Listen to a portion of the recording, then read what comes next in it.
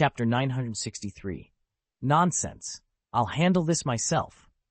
In all recorded history of the ninja world, as Madara Uchiha knew it, there had never been a single mention of an alien civilization. This revelation struck at the very foundations of his beliefs. Black Zetsu, Heijue, master of hidden conspiracies, had always spoken in whispers, but now his voice carried a gravity that brooked no argument. Every syllable he uttered would shape Madara's next move, and perhaps the fate of the entire ninja realm. Yes, Lord Madara, Zetsu intoned. I have personally confirmed every detail. He calls himself Raditz, a scion from a distant galaxy. His power and the nature of his abilities far surpasses anything we've ever encountered. His arrival has completely upended the balance of our world. Zetsu described the devastation Raditz had unleashed on the nin-tailed planet, an annihilation so profound that even Kaguya Otsutsuki could not have matched it. The planet's climate, terrain, and very geography had been irreversibly altered.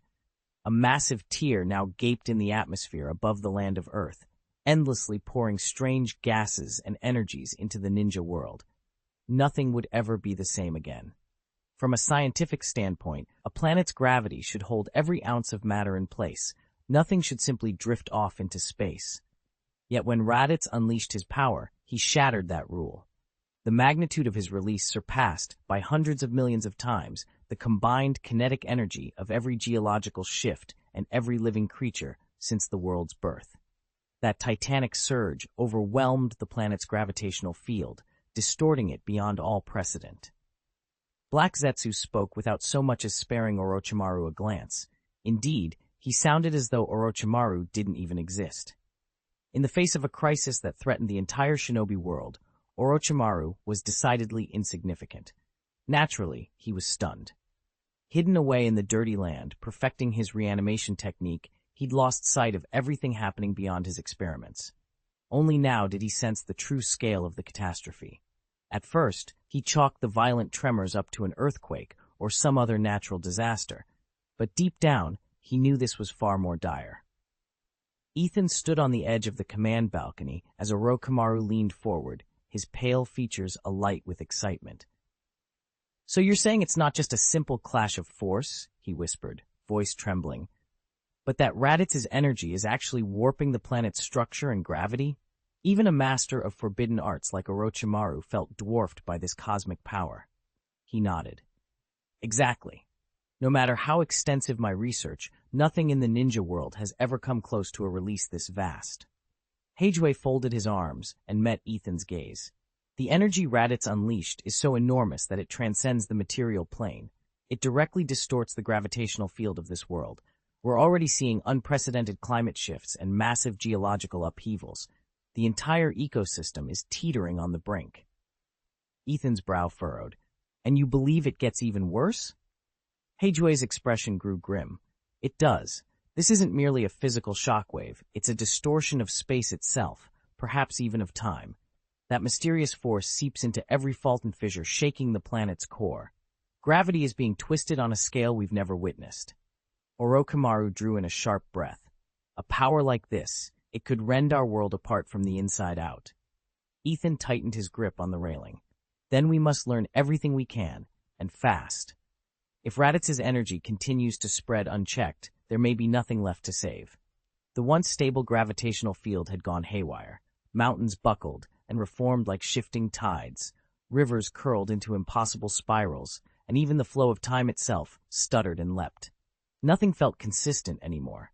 Madara Uchiha stood at the heart of the upheaval, his scarlet Sharingan eyes scanning the warping landscape. At last, he broke the heavy silence. "Zetsu, if your report is correct, this isn't merely another clash between shinobi. We face a threat to the very survival of our world." His cloak billowed in the erratic breeze. Madara clenched a fist, the tension in his muscles unmistakable. He knew that pain, no matter how powerful, could not handle an enemy of this scale alone. And behind that grim realization burned something else, a long-dormant excitement. Rumors of an extraterrestrial warrior called Raditz, whose power dwarfed anything the ninja world had seen, set his blood alight. Fear did not grip him, instead, exhilaration. Finally, an adversary worthy of his strength. "The Eye of the Moon plan is on hold," Madara declared. "Black Zetsu, relay my orders to Pain. I must be resurrected at once. In this weakened form, I cannot unleash my true power. Black Zetsu inclined his head. Madara-sama, with all due respect, shouldn't we move ahead with the Eye of the Moon? The infinite Tsukuyomi could contain this threat before it grows. Madara shook his head, eyes cold and resolute. Not yet. First, I will reclaim my full might. Then, and only then, will I decide the fate of our world. He turned away from the collapsing horizon, every nerve humming with anticipation. Soon, the true battle would begin, and for the first time in ages, Madara thirsted for a worthy opponent. Only if this plan succeeds can you hope to wield the power to stand against the alien Raditz. Ethan crossed his arms, frustration flaring in his chest. Of course he refused. This was his one chance. He had to seize it and advance to the next stage himself. Simply resurrecting Uchiha Madara wouldn't be enough. Madara alone stood no chance against Raditz. No, the only way to avert the catastrophe looming over the ninja world was to make Madara the Ten-Tails Jinchuriki. Madara's crimson Sharingan bore into the sinuous form of Black Zetsu. Had the creature not been the very embodiment of his ambition, Madara would have torn it apart on the spot. "So you intend for me to hunt down and seal all the tailed beasts?" he demanded. "Madara-sama," Black Zetsu stammered. "This is the only path forward." "And how many beasts have you already captured?" Madara pressed, every syllable laced with impatience. Zetsu hesitated, then gave his answer. Ethan watched the exchange in tense silence. He burned to complete this ritual and face Raditz at once, but he understood the logic. Black Zetsu was the living voice of his own will. Reluctantly, Madara inclined his head and steeled himself for the monumental task ahead. Madara paced in the dim light, his crimson eyes gleaming with impatience. "From another angle, you could call this a change in perspective," he began, his tone icy. "But we still haven't moved forward. There are too many setbacks." Black Zetsu writhed uncomfortably. The frustration Madara had barely contained moments ago flared anew. "Useless," Madara snarled. "What have the two of you been doing all these years?" With no choice but to explain, Black Zetsu outlined their failures. Obito and Nagato's refusal to cooperate, the turmoil in Kirigakure, and the unknown date of the Three Tails rebirth. None of it could be pinned on Madara's planning, yet every delay threatened his grand design. Growing warier by the second, Madara decided he must seize the Three Tails himself, abandoning the plan for a one-man challenge against the shinobi world. Priorities had shifted. From the shadows, Orochimaru's voice slithered through the chamber. "Sounds like things have gone hilariously wrong. You're not planning to kill me, are you?" Madara turned, lips curling into a cold smile. "Not you. At least not yet. Orochimaru, I have a new mission for you. Clone Senju Hashirama.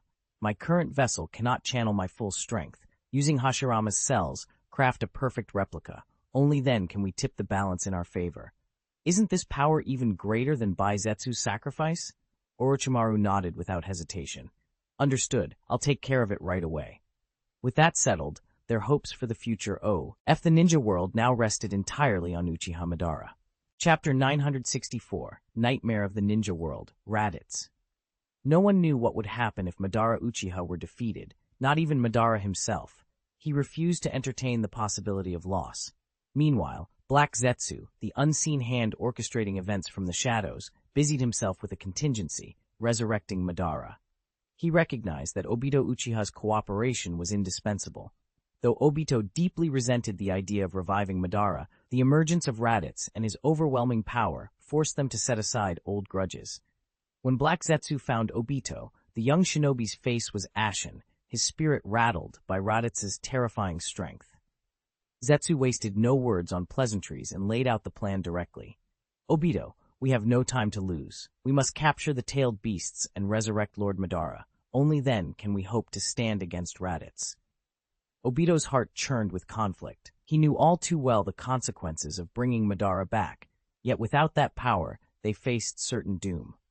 After a tense moment of hesitation, he clenched his fists and nodded. Whatever the cost, he would throw himself into this battle and gamble everything on Madara's return. They were barely finishing their preparations when a deafening explosion shattered the sky. A colossal fireball erupted upward like a harbinger of apocalypse, bathing the land of Earth in a blood-red glow. Its energy was so overwhelming, it seemed to swallow everything in its path. Even Black Zetsu and Uchiha Obito, thousands of miles away, felt their hearts pound under its oppressive force. The ground itself quaked as the shockwave rolled outward. Obito and Zetsu exchanged a silent, stunned glance. The savage heat and drifting embers still hung in the air, but the real devastation lay elsewhere. This was no minor raid. It was the utter annihilation of Iwagakure, the once proud Hidden Stone village. Worse still, it was a reckless assault on the very balance of their world, a warning that far greater storms were on the horizon. That came from the direction of Iwagakure. Obito finally managed, voice tight with disbelief. His knuckles whitened as he clenched his fist. The legendary shinobi stronghold had been erased in an instant. There could be only one culprit whose power dwarfed all reason. Raditz, Obito whispered, dread and fury warring in his tone. He's grown unstoppable. His power had reached this level. Uchiha Obito's voice was low and hoarse, each word ground out through clenched teeth, betraying his fear and reluctance. Even with the Mangekyo Sharingan at his command, he felt dwarfed by Raditz's terrifying might, an overwhelming force seemingly capable of obliterating everything in its path. Black Zetsu's expression was equally grave. He understood that this clash was no longer a simple contest of victory or defeat, but a battle for the very survival of the ninja world. Locking eyes with Obito, Zetsu's resolve hardened. We must accelerate our plans, Obito. For the future of our world, we have to resurrect Madara-sama and have him lead us against Raditz. Obito fell silent and simply nodded. In that stillness, memories flickered across his mind. Lin's gentle smile, Kakashi's steadfast perseverance, the solemn oath he'd sworn. Yet all these recollections converged into a single, unshakable conviction: to protect the world and ensure it never again trembles under Raditz's shadow. He knew there was no turning back. From this moment on, he would commit every ounce of his strength to this cause. Ethan's resolve wavered the moment Uchiha Obito revealed the dire news.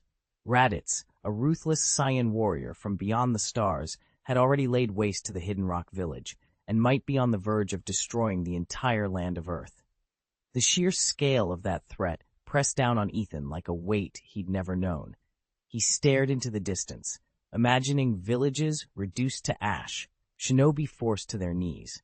The heavens themselves, vast and unknowable, suddenly felt more hostile than ever. A cold dread settled in Ethan's chest, but it only fueled his determination. He had always trained to defend this world, yet never could he have imagined repelling an alien invader. Still, the Samsara Eye's power and the mission it had entrusted to him left no room for hesitation. If he stood by while Raditz ravaged the ninja world, he would betray everything he stood for.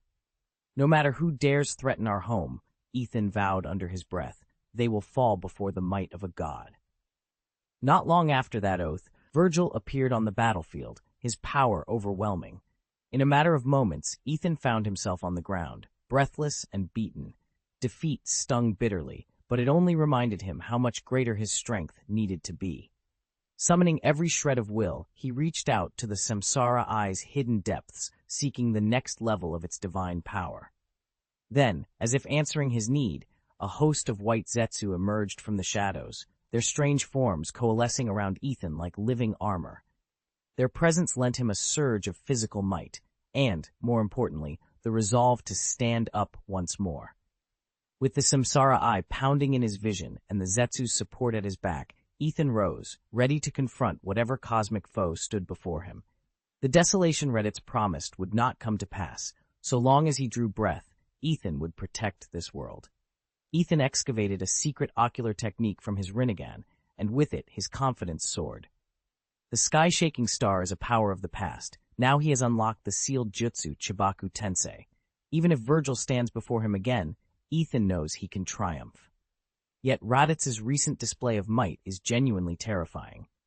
The land of Earth lies in ruins, and the Hidden Rock village fared even worse. Ethan can only pray their tailed beast Jinchuriki survived the onslaught. Otherwise, waiting for a rebirth will cost them precious time.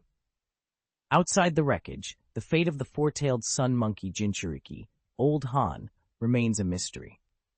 To make matters more urgent, the Akatsuki are already moving to capture all the tailed beasts. Their power is the key to mounting any effective resistance against Raditz, and sealing each beast into the Outer Path statue is the first crucial step. Ethan summoned his most trusted operatives for an urgent strategy meeting. Zetsu, whose talent for intelligence gathering is unmatched. Uchiha Itachi, a genjutsu master renowned for his precision. Hoshigaki Kisame, whose raw strength and speed strike fear into all who face him. Gathered in the dimly lit war room, they pored over maps and mission briefs. Each knew the stakes: recover the tailed beasts, perfect their sealing technique, and prepare for the inevitable clash with Raditz. Failure was not an option. With their plan laid bare, Ethan steeled himself for the battles to come. Ethan stood at the edge of the war room, watching Nagato outline his plan with ice-cold precision. To ensure their operation ran like clockwork, Nagato had decided to split the Akatsuki forces into several strike teams, each assigned to hunt down a specific tailed beast. They would allocate manpower based on where a beast was last spotted and how powerful it proved to be, and each team would be led by one of Akatsuki's strongest members to guarantee success. Within days, the hunt was underway. The first target, Shukaku, the one-tailed beast, fell swiftly into their hands. Under the moonlit desert skies, the sand itself seemed to rise up in rebellion as Shukaku fought to break free. But Akatsuki's team pressed on and subdued him. Before dawn broke, they fed the beast's chakra into the Outer Path demon statue, sealing away its power. Meanwhile, word reached the Hidden Mist village that two more tailed beasts had surfaced: Matatabi, the two-tails, and Isabu, the three-tails. The Mist Shinobi attempted to capture them, hoping to curry favor or at least protect their lands, but Akatsuki's operatives moved faster. In a daring raid, both beasts were wrested from the village's grasp and delivered to the same eerie altar where Shukaku had been sacrificed. By the time the news spread across the shinobi world, panic had set in. Villages that had once stood firm now trembled, and alliances strained under the weight of impending war. It was as if a dark tide was rising, one that threatened to drown every hidden settlement in chaos. Amid this turmoil, another specter of destruction loomed. Far beyond the five great nations, Raditz had wrought devastation on the land of Earth. Though his power was immense, he oddly held back from unleashing his full might, perhaps out of some twisted concern for the planet's future. Instead, he laid waste to all surface life, leaving the land a silent, barren wasteland. The message was clear: neither shinobi nor beast would stand unchallenged in the days to come. Ethan needn't worry about any gravitational imbalances he leaves behind.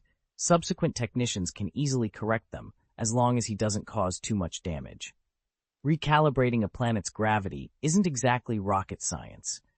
Besides, the fallout from the Akatsuki's capture of the tailed beasts is nothing compared to the havoc Raditz wrought. Chapter 965, Uchiha Madara's Thousand-Hand Hashirama Template. The laboratory was dim, its sleek, high-tech fittings glowing faintly under the recessed lights. Through the reinforced glass tanks, the translucent preservation fluid shimmered around a single figure. It floated motionless, every muscle fiber, every pore, every strand of hair a flawless duplicate of the legendary Senju Hashirama. But those vacant, unblinking eyes betrayed the truth. This was merely a vessel, perfect in form, but utterly devoid of spirit. Orochimaru stood off to one side, his pale face lit by the soft glow of the monitors. A slow, knowing smile curved his lips as his dark eyes drifted between the clone and Uchiha Madara, who watched from the shadows. Working with someone of Madara's caliber was like seizing a tiger's pelt, terrifying, intoxicating, and brimming with peril. Yet it was precisely that blend of danger and potential that set Orochimaru's blood racing. He crossed his arms and tipped his head toward the floating figure. "It's a success," he said, his voice echoing in the silent lab. A barely perceptible edge of challenge lay in his tone. "Congratulations, Lord Madara." Madara's silhouette remained impassive, but the faintest hint of a grin tugged at the corner of his mouth. In that moment, a new chapter in their shared ambition took shape, one that would shake the very foundations of the shinobi world. Despite playing a crucial role in this alliance, in Madara Uchiha's eyes, Orochimaru was nothing more than a disposable tool. "Now that I've lost my usefulness, I doubt you'll pass up the chance to kill me," he said, half in jest, half as a challenge. A cunning light danced in his eyes. He was both testing Madara's response and masking his own unease. After all, resurrecting a warrior of Madara's caliber carried unpredictable risks. Madara offered no immediate reply. His gaze felt as if it could penetrate the boundaries of time and space as it fixed on the unconscious clone at their feet. Those inky eyes held the weight of his ambitions and the tangled emotions of countless years. "I have no interest in the life or death of worthless fish," he finally stated, his voice chilling the air around them. At that, the temperature in the chamber seemed to drop. Orochimaru's lips curled in a faint, snake-like smile, part amusement, part resignation, before he quickly smoothed his expression into neutrality. In that silent exchange, both men understood the terms of their fragile accord: obedience in exchange for power, and power tempered by ruthless resolve. Ethan took 2 cautious steps back, putting some distance between himself and Uchiha Madara as he quietly plotted his next move.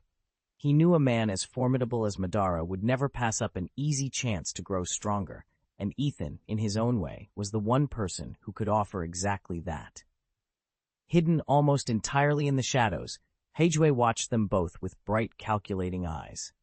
Born of Kaguya Otsutsuki's will, he fully grasped Madara's importance. Within the grand design of the Eye of the Moon project, Madara was not only a critical link, but also the perfect vessel for Heijue's ultimate ambitions. "Heijue," Madara said without turning around, his voice calm but forceful, "the next phase rests on both of us.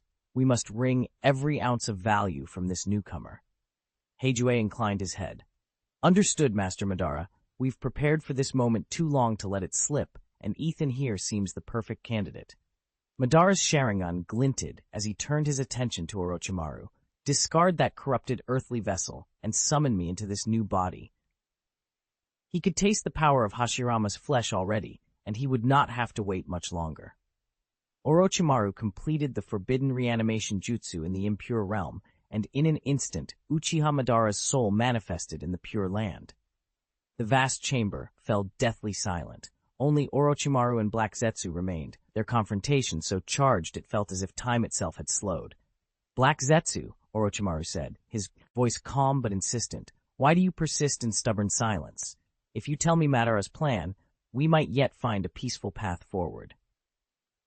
Zetsu's shadow-shrouded form barely stirred.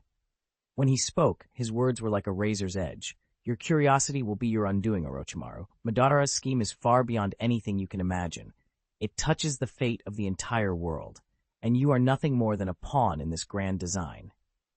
Only a pair of gleaming black eyes were visible in the darkness as he invoked the centuries-old conspiracy.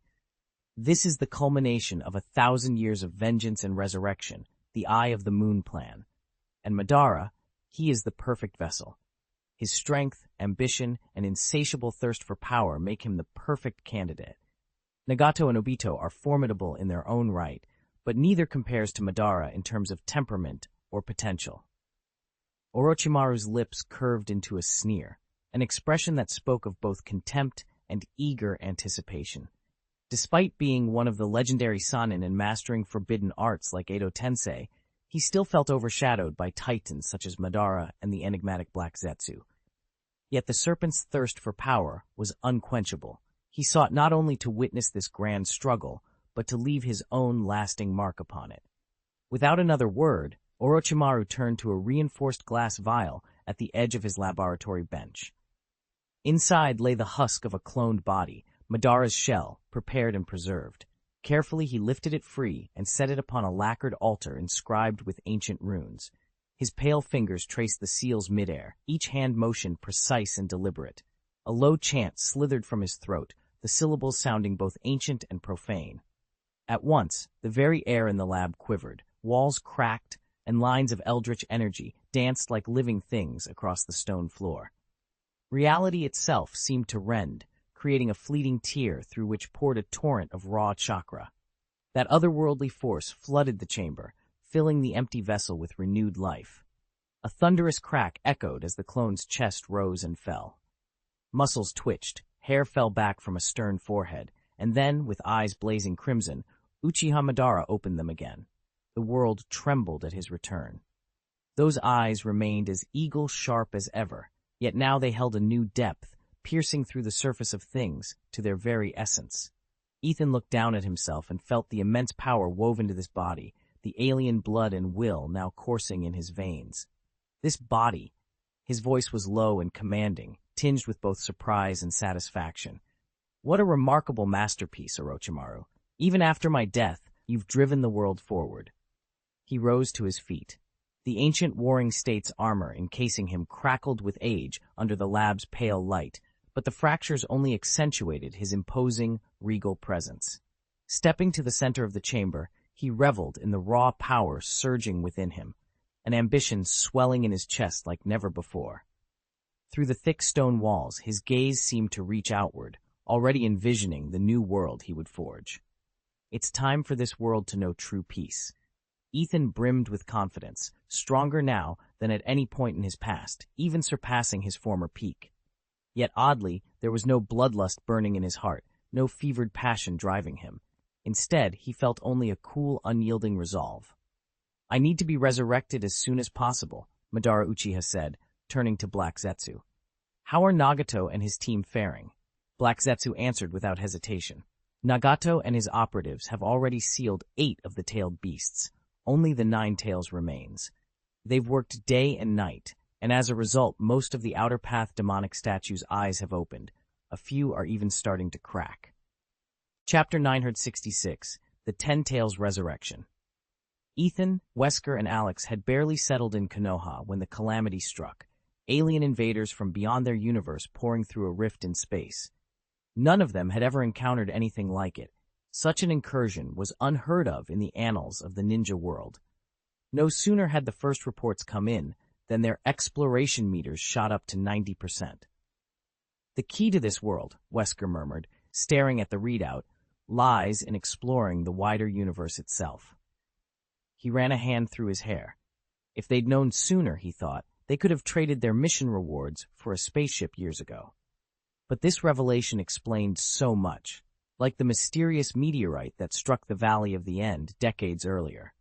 Could that have been Raditz's crash-landed vessel all along? Wesker made a mental note. They must examine that site again under these new cosmic circumstances. High above the village, Uchiha Madara floated on a current of chakra, his long hair streaming behind him like black banners. He surveyed Konoha with those ice-cold Sharingan eyes, absorbing every tile, every winding alleyway. Konoha, he breathed, voice barely more than a whisper. This place holds all my memories and so many broken dreams. As the wind tugged at his cloak, Madara's gaze fixed on the distant horizon, where storm clouds gathered with unnatural cracks of thunder. The world he once ruled was on the brink of a new, impossible war, one that would force shinobi and travelers from distant stars alike to unite against a threat no one had ever imagined, the resurrection of the 10 Tails. Time had washed away nearly every trace of the past, leaving only scattered memories that still stirred something deep within him. Hashirama, Madara murmured as he gazed upon the distant village. If you could see Konoha today, what would you think? A bittersweet smile curved his lips. He and Senju Hashirama, once inseparable friends and later fierce rivals, had built this village together, only to be torn apart by their opposing ideals. No longer the Uchiha chieftain preaching peace, he had been branded a renegade, a rebel ninja condemned by the very world he once sought to protect. Yet to Madara, such labels were nothing more than dust in the wind. At the core of his grand design stood the 9 Tails, the most formidable of the tailed beasts. Fate, however, had other plans. At the pivotal moment, Uzumaki Naruto, the boy who housed the beast, had died unexpectedly, unraveling Madara's carefully laid schemes and sending the 9 Tails' fate into shadow. The village elders secretly bound the fox in a hidden seal so deep that no one, not even Madara, could determine its location. Even Black Zetsu, the ageless schemer who had wormed his way into Konoha's heart, found himself blocked at every turn. Generation after generation, he had crept through shadows, gathering scraps of intelligence, yet now the village's defenses outmatched his ancient artifice. The crucial knowledge he coveted remained stubbornly out of reach, and the mystery of the 9 Tails' resting place lay buried beneath layers of secrecy. For Uchiha Madara, the obstacles before him were little more than trifles. With unrivaled power at his command, any barrier could be swept aside. He saw no need to hunt the 9 Tails in secret. Instead, he opted for the most forceful approach, announcing war on Konoha with a single, earth-shaking proclamation. In the shadows of the village, the puppet fifth Hokage, Mirror of the Hyuga, obeyed every order from Wesker and Alex. Under their control, the Wesker clan, the Black Light clan, and the Hyuga had risen as Konoha's new aristocracy. Allied with the other great and minor shinobi families, they had restored Konoha's might to levels not seen since before the Third Great Ninja War. Madara's cold resolve hardened. "If you refuse to hand over the Nine Tails," he vowed inwardly, "then I will claim it by force." He closed his eyes, and chakra surged through his veins. The tomoe in his Rinnegan flared, hing him in an ominous glow. A terrible aura poured from his body, shaking the very ground beneath him. Mountains trembled, and the air crackled with raw power. Then, from the earth behind him, a vast cobalt-blue silhouette began to rise, a herald of devastation, ready to do its master's bidding. Ethan's eyes widened as the sky itself seemed to shatter. Before him stood Madara Uchiha's ultimate technique, the complete Susanoo. Towering higher than any building in the Leaf Village, its immense form crackled with the raw power of the Samsara Eye. In each massive hand, it gripped a samurai blade forged entirely of chakra, veins of lightning snaking along their polished edges. A palpable aura of impending destruction radiated from the colossal warrior. Perched on the giant Susanoo's shoulder, Madara looked down at Konoha with a cold, triumphant smile. "Shinobi of the Hidden Leaf," he called out, his voice carried on a wave of chakra so clear it echoed off every rooftop. "Are you prepared to meet your fate?" Instantly, warning sirens wailed across the village. From every alley and rooftop, shinobi scrambled into formation, some faces pale with fear, others set with grim determination. Among them stood Hyuga Kagami, the puppet Hokage of the fifth generation, his movements directed by the distant commands of Wesker and Alex. Without hesitation, Kagami ordered the village's entire defense force to engage, marshaling chakra barriers and coordinating counterattacks. Yet against Madara's complete Susanoo, even these desperate measures felt insignificant. With a single dismissive gesture, Madara brought the Susanoo's mighty palm down upon Konoha, pressing the indomitable titan like a mountain onto the very heart of the village. Silence fell, broken only by the groan of collapsing buildings and the roar of the Susanoo's thunderous power. The battle for Konoha had begun, and its outcome seemed all but decided. The moment the blade sliced through the air, an immense storm burst forth, tearing at the very fabric of space. Wherever the sword's light struck, houses collapsed and trees splintered.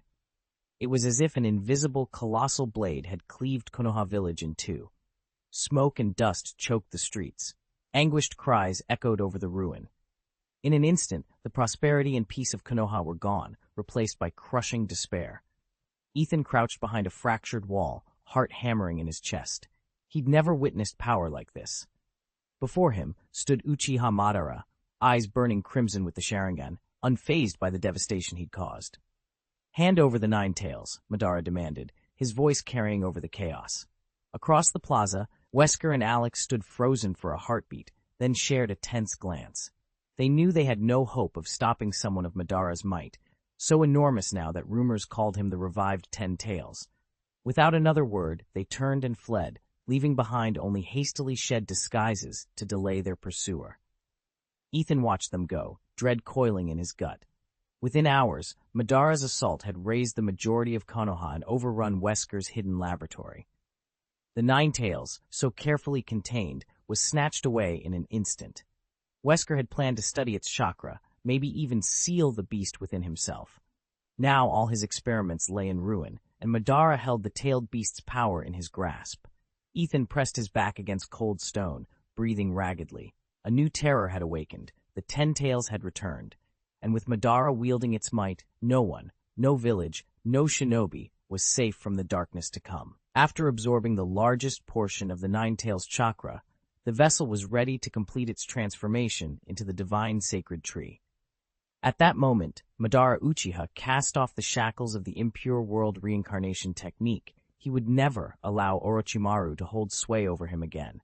His next move was clear. He had to convince Nagato to employ the samsara of heavenly life technique and restore him to the world of the living. Back in the Akatsuki's hidden stronghold, The Ninetales' coiled chakra pulsed like a heartbeat beneath the floor. Madara confronted Nagato with his proposal, but Nagato refused outright. He would not sacrifice himself to revive Madara. Instead, he planned to resurrect the Ten-Tails, the ultimate weapon, and use its cataclysmic power to eliminate Raditz, an adversary whose strength no shinobi had ever faced. Madara could not abide such waste. To sacrifice the Ten-Tails on a single battlefield was to let the beast die in vain. Madara's eyes gleamed crimson as he stepped forward. "In this world, power is the root of everything," he declared coldly. He drew in a breath and raised his hand. The Ninetales' chakra flared around him, forming a palpable, crushing pressure that rippled through the chamber. "Nagato, I'm giving you one final choice. Join me willingly, and I will be reborn. Refuse, and I will find another path to my goal." Nagato's reply was immediate. He extended his palm, his face set in grim determination. "Shinra Tensei." A concussive shockwave tore through the Akatsuki hideout, crumbling pillars and blasting apart walls. Madara barely flinched. His Sharingan spun faster, weaving the pattern of his counterattack. "Wheel of Reincarnation, Grave Boundary Prison," he intoned, and chains of chakra erupted from the ground, twisting through the air to ensnare Nagato himself. Neither man would yield. In that flash of violent power, the clash of two wills ignited, and the fate of the Ten-Tails, Madara's resurrection, and the very destiny of the ninja world hung in the balance. Chapter 967, Uchiha Madara's Resurrection. At last, Uchiha Madara, the legendary shinobi whose name alone sends ripples of fear through the ninja world, unleashed the ultimate technique granted by his Rinnegan, Rinne Tomb, Border Prison. His voice, low and resonant, carried an almost hypnotic weight. As he intoned the final syllable, the very air around him tore open like silk, and deep, formless shadows streamed forth. They drifted through the torn veil of reality, silent and insubstantial, yet charged with a palpable menace. These specters were not mere illusions, but extensions of Madara's will and power. Each one moved with uncanny grace, wielding the same devastating skills and nearly the same volume of chakra as their creator. They appeared as otherworldly warriors, born from the void itself and destined for destruction. Like phantoms in the night, they weaved through the sky, sealing off every escape route. In an instant, they encircled Nagato and the rest of the Akatsuki, forming an unbreakable cage. Nagato's eyes widened in shock. Though he possessed the Rinnegan himself and could trace the faint contours of the prison at the edge of his vision, nothing had prepared him for the sheer scale of power Madara now displayed. He felt a chill of helplessness.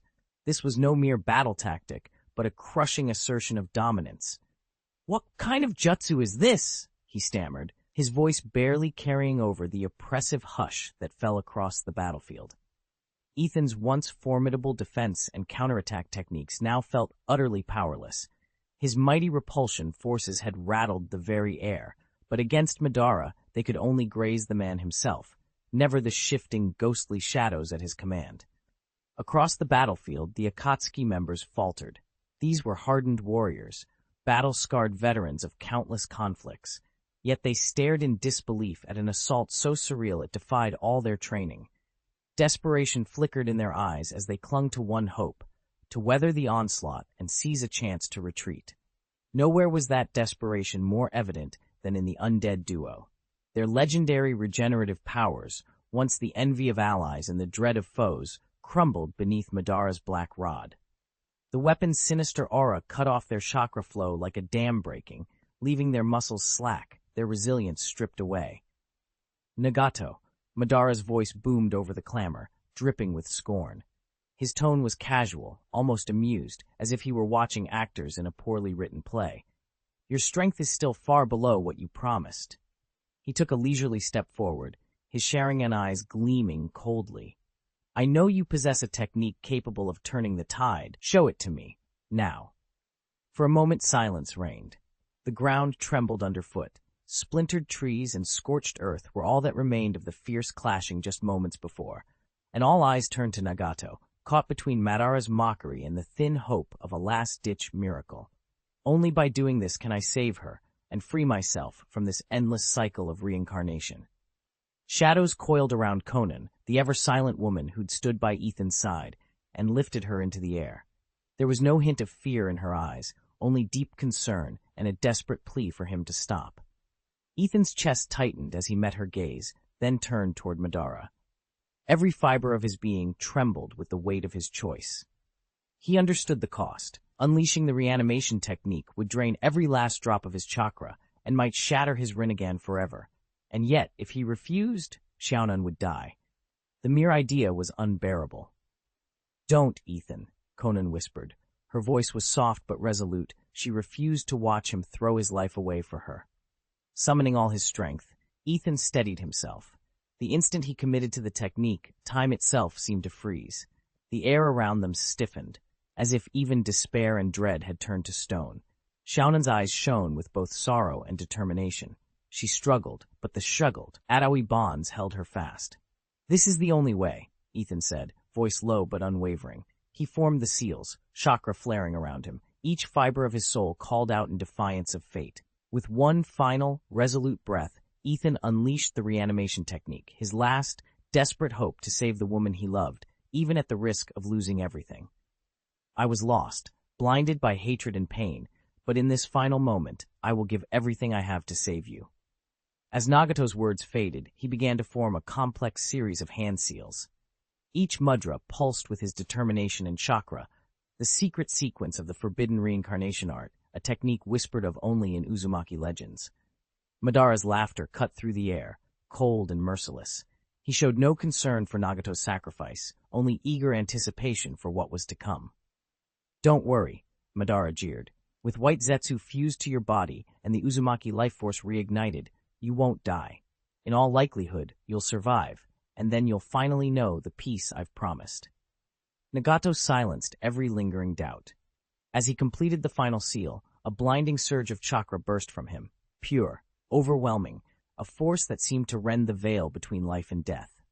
Under its power, Nagato's body began to convulse, bones and flesh shifting in miraculous and terrifying ways. The air crackled with energy as the forbidden jutsu took hold, rewriting the very laws of existence. Ethan's hair went shock white almost instantly, and his skin lost every trace of warmth and color. It turned rough and pallid, like parchment left out in the sun for years. Most terrifying of all, the glow of life was draining from him, his cells shutting down en masse, a silent sacrifice fueling the dark rite. "No, Ethan," Xiaonan screamed, her voice cracking. She unleashed every ounce of her power, but against this reincarnation technique, she was utterly outmatched. Helplessly, she watched him stagger forward, each weakened step trading away his very existence to secure her survival. At that same moment, Madara's body convulsed. The filthy crust of earth that had encrusted him began to crumble away. Fissures in his flesh sealed themselves as fresh sinew knitted together and warm blood surged back through his veins. His heart thundered back to life. He raised a shaking hand to his mouth, sank his teeth into his own forearm, and tasted the coppery sweetness of living blood. Pain shot up his nerves, but with it came a fierce, exhilarating confirmation of reality. This is what it feels like to be alive," Madara murmured. He opened his eyes, and where once there had been only emptiness, twin fires now blazed with renewed purpose. When Ethan reached for his Rinnegan, he discovered only shattered fragments. They'd vanished without a trace. It wasn't surprising. He was no longer the reanimated corpse sustained by the Earth's murky cycle of rebirth. Yet before he could fully grasp his loss, Black Zetsu struck. While everyone else was fixated on Madara's duel, Zetsu slipped behind the group, knelt over Nagato's fallen form, and ripped both of Nagato's Rinnegan from their sockets. "Mada, your Rinnegan!" he crowed, thrusting the stolen eyes toward Madara. Madara's eyes went wide for a moment, then he curved his lips into a satisfied smile. Without hesitation, he pressed the recovered eyeballs into his own sockets. Instantly, a raw surge of power flooded through him. His strength had just leapt to a new level. But his triumph was short-lived. As he flexed his chest to gauge this transformation, he froze. There, bulging grotesquely beneath his skin, was a massive circular face, the unmistakable features of Hashirama Senju, magnified to nearly twice the size of a normal human visage. "Hashirama," Madara breathed, staring in horror and awe. "Your power reborn within me." In that instant, he understood exactly why. Hashirama's living cells were simply too dominant, forcing their will and their face into his very flesh. Since Ethan's body was cloned from Hashirama Senju, this kind of wry action wasn't unexpected. What surprised everyone, even Ethan himself, was that he'd now awakened Hashirama's famed wood release. "Let me go, Conan," he murmured, his eyes vacant and unblinking. Chapter 968, Resurrection of the Ten Tails. "Relax. I won't harm her, and you needn't fear for your life either. The Uzumaki clan's vitality is extraordinary, and with White Zetsu's life force flowing into you, you'll be stronger than ever." Beneath Uchiha Madara's deep, inscrutable Rinnegan, Nagato's body was undergoing a transformation unlike anything seen before. It wasn't simply healing, it was the stirring of an ancient bloodline. The white sap coursing through him carried secrets drawn from the cells of the God Tree and Hashirama Senju himself. As they wove together, they pried open a door to untold power. A soft green glow pulsed just beneath Nagato's skin, the miracle of pure life energy intertwined with the potent chakra of nature. Every inch of him quivered with the promise of a new existence, a realm of power beyond mortal ken. "You have sacrificed everything for me," Madara murmured, his voice cold yet inscrutable. "Soon I will guide you into the infinite Tsukuyomi, that you may at last rest in eternal peace." Conan's hand shot out as soon as Madara stepped back. "Nagato!" she cried, her wings of paper fluttering as she hurried to his side. The tense air crackled with the promise of destiny as Nagato prepared to embrace the power of the Ten Tails at Madara's command. Ethan felt his strength returning, just as Uchiha Madara had predicted. After all, he'd spent so long possessed and fed by White Zetsu, perhaps even drawn back toward his ancestral roots by the divine tree cells or by Senju Hashirama's cells within White Zetsu's body, that he now teetered on the edge of immortality. With a physique like this, death would be a hard thing to come by, even if he wished for it. "Are you showing me mercy?" Ethan finally managed, a wry smile tugging at the corners of his mouth. Madara's scarred eyes softened for a heartbeat. "No," he said deliberately, respect coloring his voice. "I'm honoring you." He paused, measuring his words.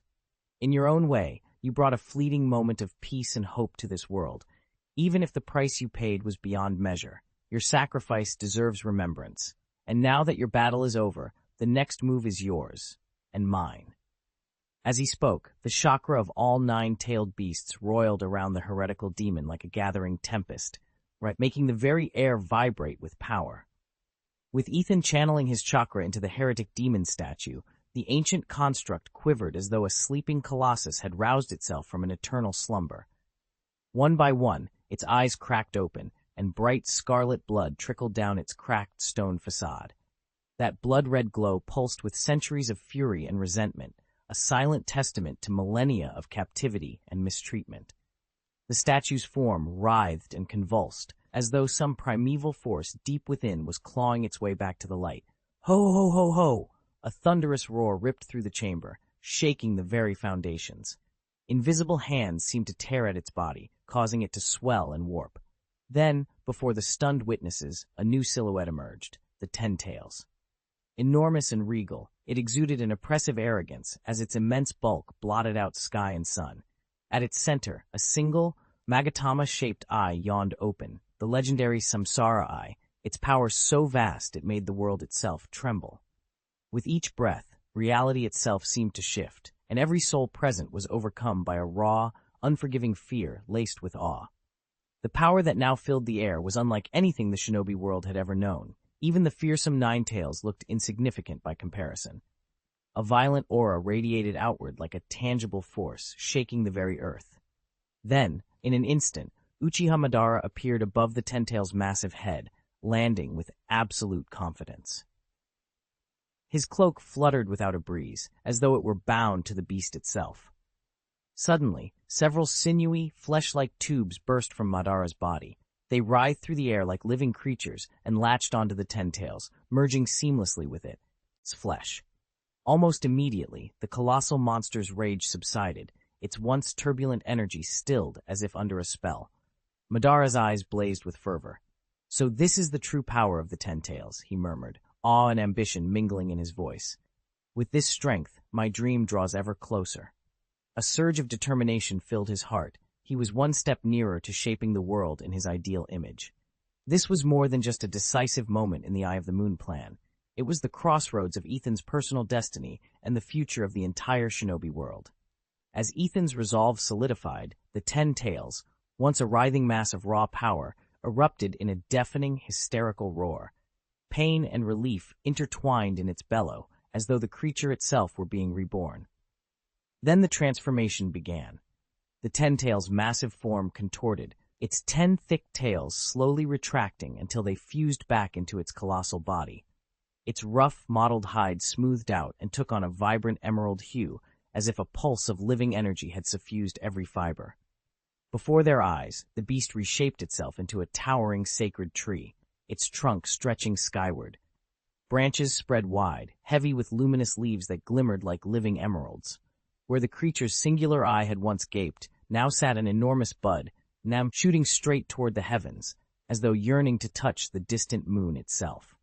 Each budding flower pointed impartially at that bright orb, like beacons calling out to the night sky. In that silent, expectant moment, it was clear, some ancient ritual, long dormant, was about to begin. Just as Ethan's heart swelled with doubt and wonder, a soft, majestic voice whispered inside his mind, like an ancient incantation that had slipped through the veil of time and space. Absorb it. Ethan's pupils snapped shut for a moment as he tried to trace the sound's origin, but it seemed to come from everywhere at once, and strangely, from the very depths of his own soul. He forced himself to calm down and scanned his surroundings. Nothing stirred except the vast, silent silhouette of the sacred tree. Could the tree itself be speaking to him?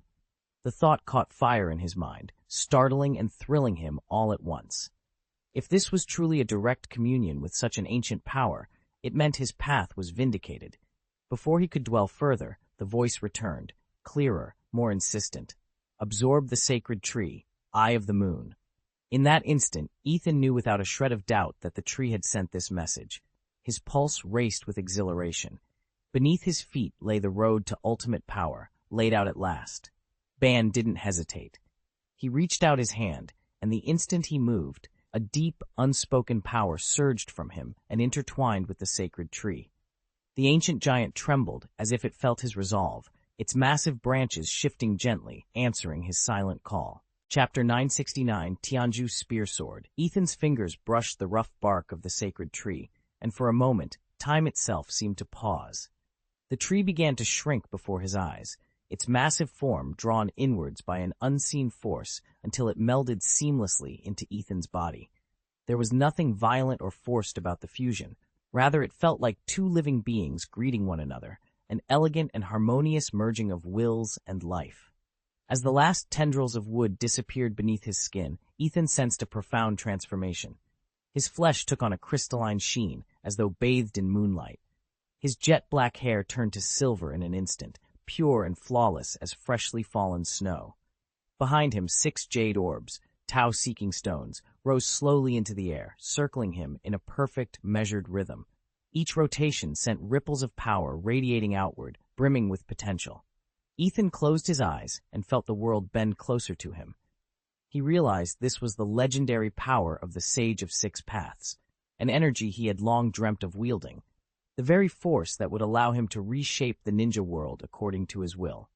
Now, with every heartbeat, he knew the fate of that world rested entirely in his hands.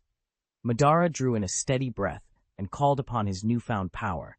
He lifted his hand, and with a thunderous roar of energy, 6 jade pillars shot into the sky, each one a Tao-seeking spear of destructive force. In an instant, a distant hill was reduced to rubble. The sight was so spectacular, it left even Madara momentarily speechless. No longer was he merely the legendary Uchiha who had carved his path through the ninja world with Sharingan prowess and fire-release techniques.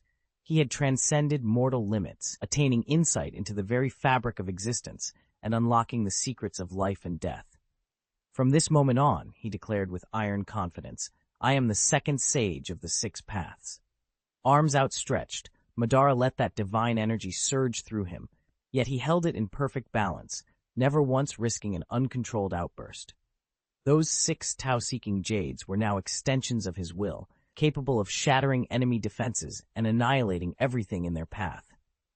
Having mastered the power of the 6 paths, His comprehension of yin release and yang release had reached unprecedented heights. Ethan stood at the center of the ruined courtyard, chakra surging through him like a living storm. With a thought, he activated both the limbo technique and the power of the Sage of Six Paths, then wove together all 5 elemental natures, fire, water, earth, wind, and lightning, into a single, unprecedented jutsu. The result was nothing short of miraculous. His ninjutsu became far more potent than ever before, its effects unpredictable and ever-shifting. In that moment, Ethan seemed all but invincible. He raised his arms and began molding his chakra into a spiraling, double helix form. Brilliant strands of energy intertwined, twisting skyward until they solidified into a weapon of pure intent. The Sword of Wishes, Amanuma Spear, was born. This was no ordinary blade, but the legendary heavenly sword once wielded by Otsutsuki Hagoromo, the Sage of Six Paths, the very founder of the ninja way. It was said that the Amanuma Spear was the embodiment of its bearer's convictions. If the wielder's resolve faltered, the weapon would vanish like mist at dawn. Ethan gazed at the shimmering spear in his grasp, determination blazing in his eyes. To command such a divine artifact required more than raw strength. It demanded an unbreakable heart. There could be no room for doubt. His purpose was clear. He would defend this land at any cost. No foe, however formidable, could stand against the force of his will. As the Amanuma Spear hummed with power, Ethan felt a deep certainty settle in his chest. His belief alone was enough to uphold the Sword of Creation. Then Ethan murmured under his breath, "Next up, Raditz." "Raditz," he called out, voice low but carrying across the battlefield, "your reign ends today." Ethan felt it before he saw it, a colossal surge of energy rolling toward the Land of Thunder. Once a peaceful hamlet, Union Village had been laid to waste by Raditz's merciless onslaught. This stranger from the stars wielded power beyond any mortal's ken. Each blow he struck was like a quake ripping the earth apart. Villagers had fled in every direction, terror etched on their faces. Against Raditz's might, even the most skilled shinobi were hopelessly outclassed. Though Raditz had throttled back the force of his last blast, its aftershock still obliterated everything in its path, like a tsunami demolishing a sand fortress. As Ethan reached the edge of Thunder territory, the very air seemed to choke him under the weight of that presence. High above the plains, Raditz hovered, an aura of pure force crackling around him, as if he were their planet's unrivaled sovereign. His eyes swept the land below, each glance a razor edge that cut through hope itself. And then their gazes locked.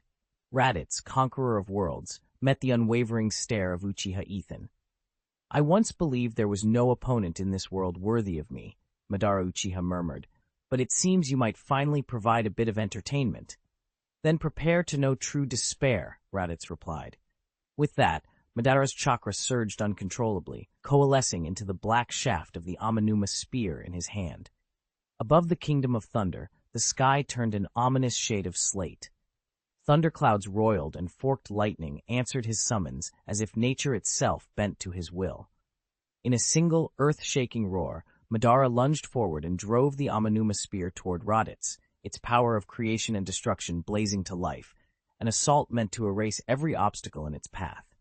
Raditz simply raised a hand.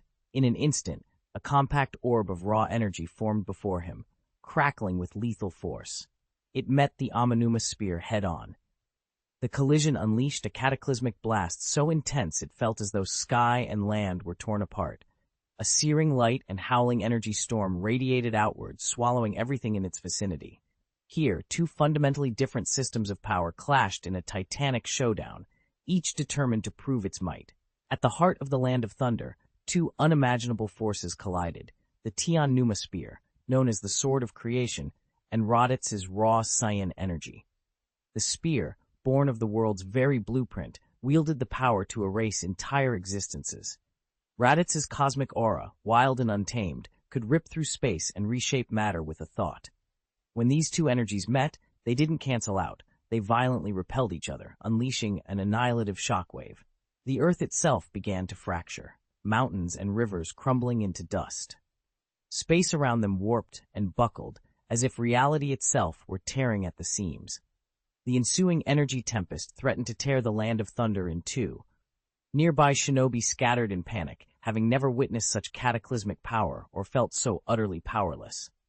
Yet through the storm of destruction stood two unyielding figures, Uchiha Madara and Raditz, locked in relentless combat, like twin lighthouses amid a sea of chaos. For the first time, surprise colored Raditz's voice as he shouted, "What is this power?" It looks like I only have a single sentence here. To provide a full, coherent rewrite of the entire chapter, and to rename Luther Ethan and ensure consistent characterization, could you please share the rest of the chapter text? Once I have the complete passage, I can turn it into a polished, idiomatic English version. Chapter 970, When Cosmic Laws Collide, the Naruto World Shatters. Madara's eyes widened as he stared down at the battlefield. A tremor ran through him, a feeling unlike anything he'd ever faced. This power, it's terrifying, he thought. Could even the Sage of Six Paths creation sword fail to erase it? Cold sweat beaded on his brow. Madara had fought countless foes in his lifetime, but never one who so utterly eclipsed him. When he'd once been weak, those battles had still been within his grasp. This was another league entirely. On the plain below, Raditz stood calm and unfazed. With each effortless strike, he tested the limits of his own might, limits set only by his desire not to obliterate the very planet beneath them. Even so, Madara could barely keep his ground under the onslaught. The thought of imminent defeat sent a jolt of fear through him, yet beneath that fear lay a fierce exhilaration. He locked onto Raditz's next movement and called out in a low, urgent tone, "Rinabana Prison, activate!" At his command, several inky silhouettes sprang into being around him, each a perfect replica forged from the Rinnegan's unique ability. These weren't ordinary clones, but spectral entities existing in a parallel dimension. They could sweep in without warning, strike in total silence, and their prey could neither see nor contest them. Madara's lips curled into a confident smirk as the shadows melted through the rift between worlds, bearing down on Raditz. Whatever cosmic forces had converged here, he would fight them, and this Saiyan warrior, with every ounce of his genius and power. The very fabric of their realities trembled on the brink. Ethan's greatest weapon was his mastery of the void. He could slip in and out of reality at will, striking without warning. Raditz, utterly unable to sense these interdimensional shadows, was completely at a disadvantage. He had no ki detection whatsoever, and against an opponent with powers rivaling Uchiha Madara's, he was effectively blind. Before Raditz even knew what was happening, a silent figure emerged behind him and delivered a punch that rippled through space itself. The shockwave should have shattered mountains, or at least sent a tailed beast reeling. But when the reverberation died away, Raditz still stood upright, his hair barely disturbed as though a gentle breeze had passed. He exhaled softly, surprise flickering in his eyes. In the same breath, he cupped his hands, forming swirling, electric blue air bombs. With practiced ease, he flung them outward in a blazing meteor shower. Each orb crackled with enough destructive force to obliterate a city, but instead of striking their target, they disappeared into the silent nothingness, swallowed by the void that concealed Ethan's shadows. Boom!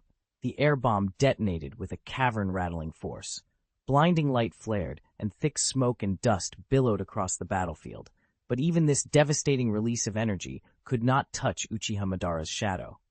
Hung between reality and illusion, the shadow hovered just out of reach, impossible to grasp or strike. Its true power lay in occupying another dimension. From that hidden plane, it could interfere with the real world, yet remain utterly impervious to attack or detection.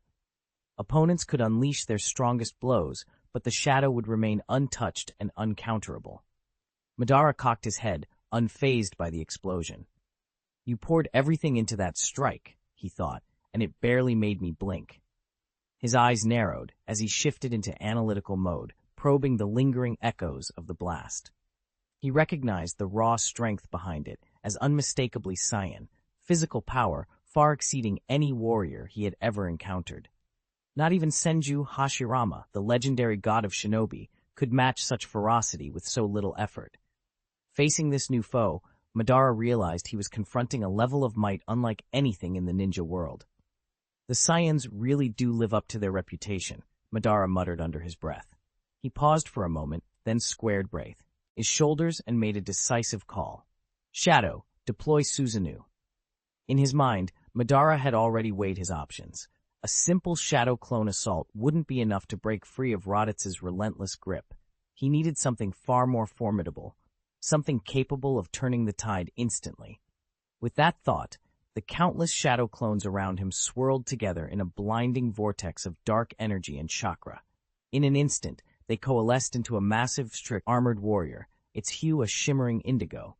Lightning crackled along its broad shoulders, flickering embers danced at its feet.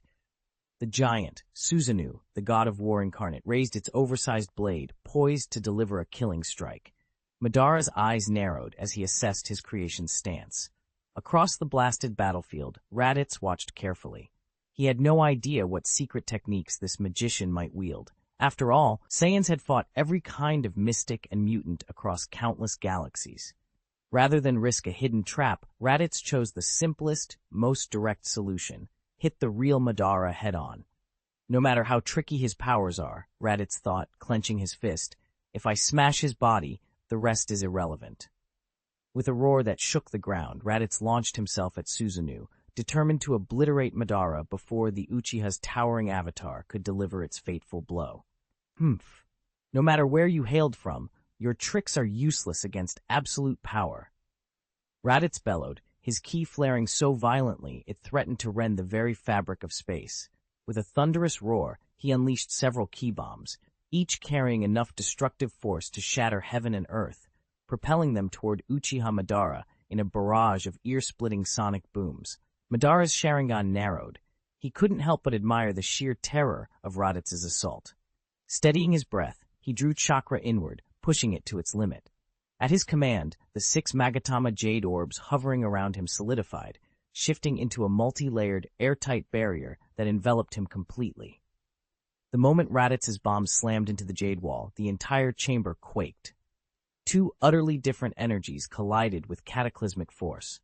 The raw, physical might of the ki bombs against the universal laws embodied by the Magatama jade. The result was an unimaginable reaction that set the very air ablaze.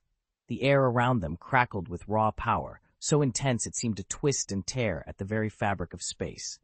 Cosmic law itself groaned under the strain, thrown into chaos by an utterly alien force it had never before encountered. Unable to accurately measure the surge of chi, the universe momentarily faltered, and with that lapse came wild distortions in the environment. Standing amidst the upheaval, Uchiha Madara and Ethan felt that distortion as a palpable weight pressing against their chests. Madara's Tao-seeking jade wall held firm for a time, but even its legendary resilience began to show hairline fractures under the ceaseless onslaught of airborne bombs. Each detonation struck like a warhammer against Madara's defenses, driving him to concentrate every ounce of his will just to keep the barrier intact. As the conflict escalated, the battlefield itself convulsed. Rifts in space and time snaked outward from the epicenter, as though the universe quivered in fear of their power. Every clash between Madara and Ethan was more than a mere contest of strength. It was a direct challenge to the laws that governed all reality. This was no ordinary duel. Every blow, every flare of energy, sent ripples through existence itself. Ethan steadied himself for the next strike, heart pounding. Across the wavering battlefield, Madara's eyes never wavered. Between them hung a single, unspoken question: how much more could the universe endure? Could this really be the power of the universe? Madara Uchiha's heart skipped a beat. He had never imagined facing an opponent whose strength drew from the cosmos itself. Relying on the Tao-seeking jade alone would scarcely blunt Raditz's ceaseless onslaught. As sparks of energy danced around them, Madara's mind raced for a countermeasure to seize the advantage. The ki the Saiyan wielded felt utterly alien, nothing like the chakra or natural energy he had mastered. Having always gauged power in terms of chakra, Madara found himself at a loss, unable to estimate just how broad the chasm between him and Raditz truly was. Uchiha Madara, once the unrivaled sovereign of the shinobi world, now finds his deepest convictions in turmoil. All his life, he'd held chakra, the mysterious life force coursing through every ninja, as the ultimate source of power. Legends rose and empires fell on its strength.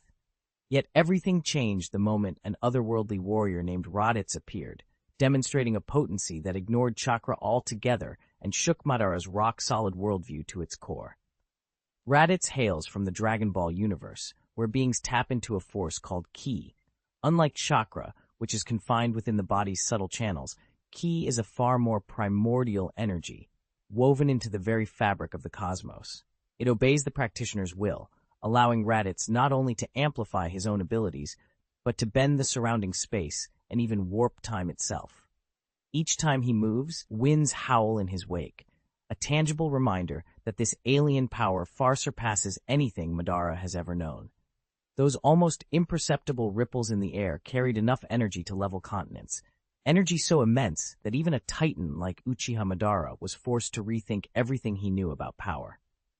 The seasoned warlord, whose reputation for strength and strategy was unrivaled, found himself both startled and unsettled by this new force. Madara could feel it clearly. His cherished Six Paths Jade, once the ultimate symbol of the Sage of Six Paths' mastery over all things, a countermeasure capable of replicating and neutralizing any known power, now lay weakened and brittle before Raditz's awe-inspiring chi. In the hidden world of shinobi, the Path's Jade represents the pinnacle of both offense and defense, channeling the fundamental energies of nature itself. Yet here, before this entirely alien might, it seemed stifled by a deeper, more elemental law, unable to unleash its full strength. Against an opponent from another universe, an adversary whose entire existence lay outside the familiar rules of chakra and jutsu, Madara felt his defenses strain as never before. The very fabric of the chi that bound Raditz's power seemed both distant and overwhelming, stretching beyond the limits of anything he had ever encountered. Under the laws that govern the Naruto world, every collision and fusion of fundamental principles represents a deeper grasp and a potential reshaping of reality itself. When Raditz's ki entered the picture, it acted like a master key, opening the door to a higher dimensional force. The arrival of this alien power not only stunned Uchiha Madara's understanding, but also set off profound changes in the cosmos's own rulebook. These cosmic laws, the supreme forces that maintain the operation, order, and balance of all things, responded to Raditz's ki with unprecedented self-adjustments. Over countless clashes and integrations, they began to analyze the essence and structure of this new energy, gradually folding it into their existing framework. This was more than a mere challenge to the status quo. It was a comprehensive upgrade, elevating the entire universal system to a new dimension. As the principles of ki were fully replicated and woven into the Naruto universe's laws, its latent power and unique properties began to manifest. What had once been an outside force was now an intrinsic part of the world's very fabric, and its emergence promised to transform everything the shinobi had ever known. Uchiha Madara felt it immediately. His once impregnable defenses and invincible attacks were beginning to fail against the onslaught of chi. In that instant, he understood why. Unlike chakra, chi provided a more direct, more efficient avenue for raw energy, one unbound by the limitations of traditional shinobi power. It was a purer force, thrusting its wielder into a realm that chakra simply couldn't reach. As Madara's aura wavered, Raditz watched him with predatory satisfaction. His eyes narrowed, searching for the slightest hint of fatigue in Madara's posture. A cold chuckle slipped through him. "So this is all your famed power amounts to," he thought, contempt curling his lips. Then a sudden gust of frigid air swept across the battlefield, cutting through the tension of their duel.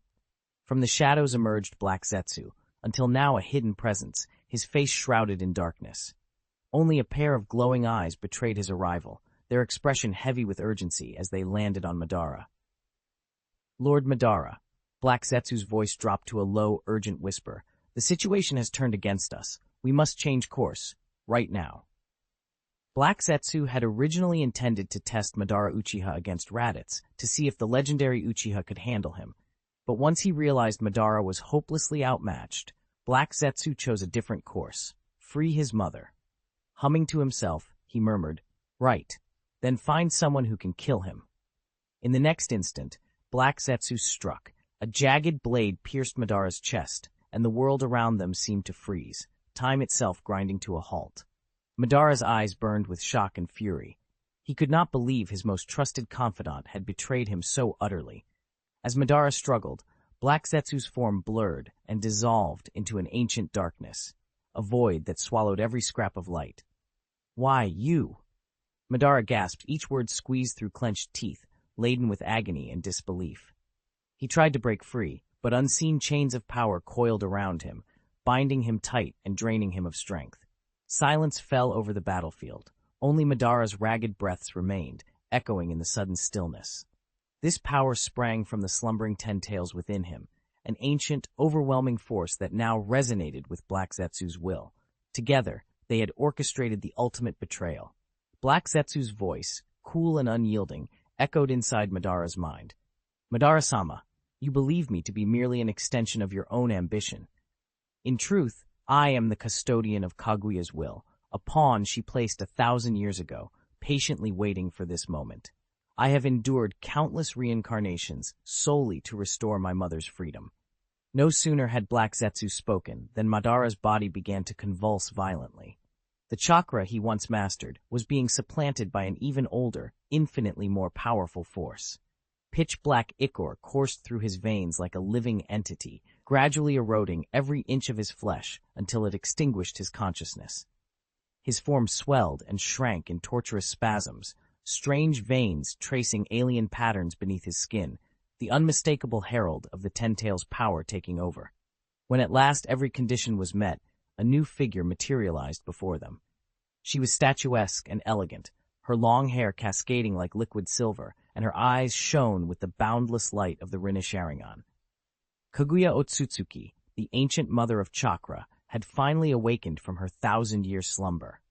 Finally, the single word slipped from her lips, heavy with both relief and anticipation. She rose gracefully to her feet, feeling strength and form return to her, as if she'd never left the world of the living. In that moment, she sensed the power of her own existence, an immortal presence that allowed her to perceive the very essence of all things. Chapter 972, Raditz becomes a giant ape. "Mother, what should we do next?" Black Zetsu's urgent whisper drifted from the folds of Kaguya's sleeve. Though she had just recovered her strength, their opponent was still fearsome and far from defeated. Kaguya Otsutsuki tilted her head. Her samsara eye flared, sweeping the battlefield before settling on Raditz. That warrior from another world, he is indeed a difficult foe.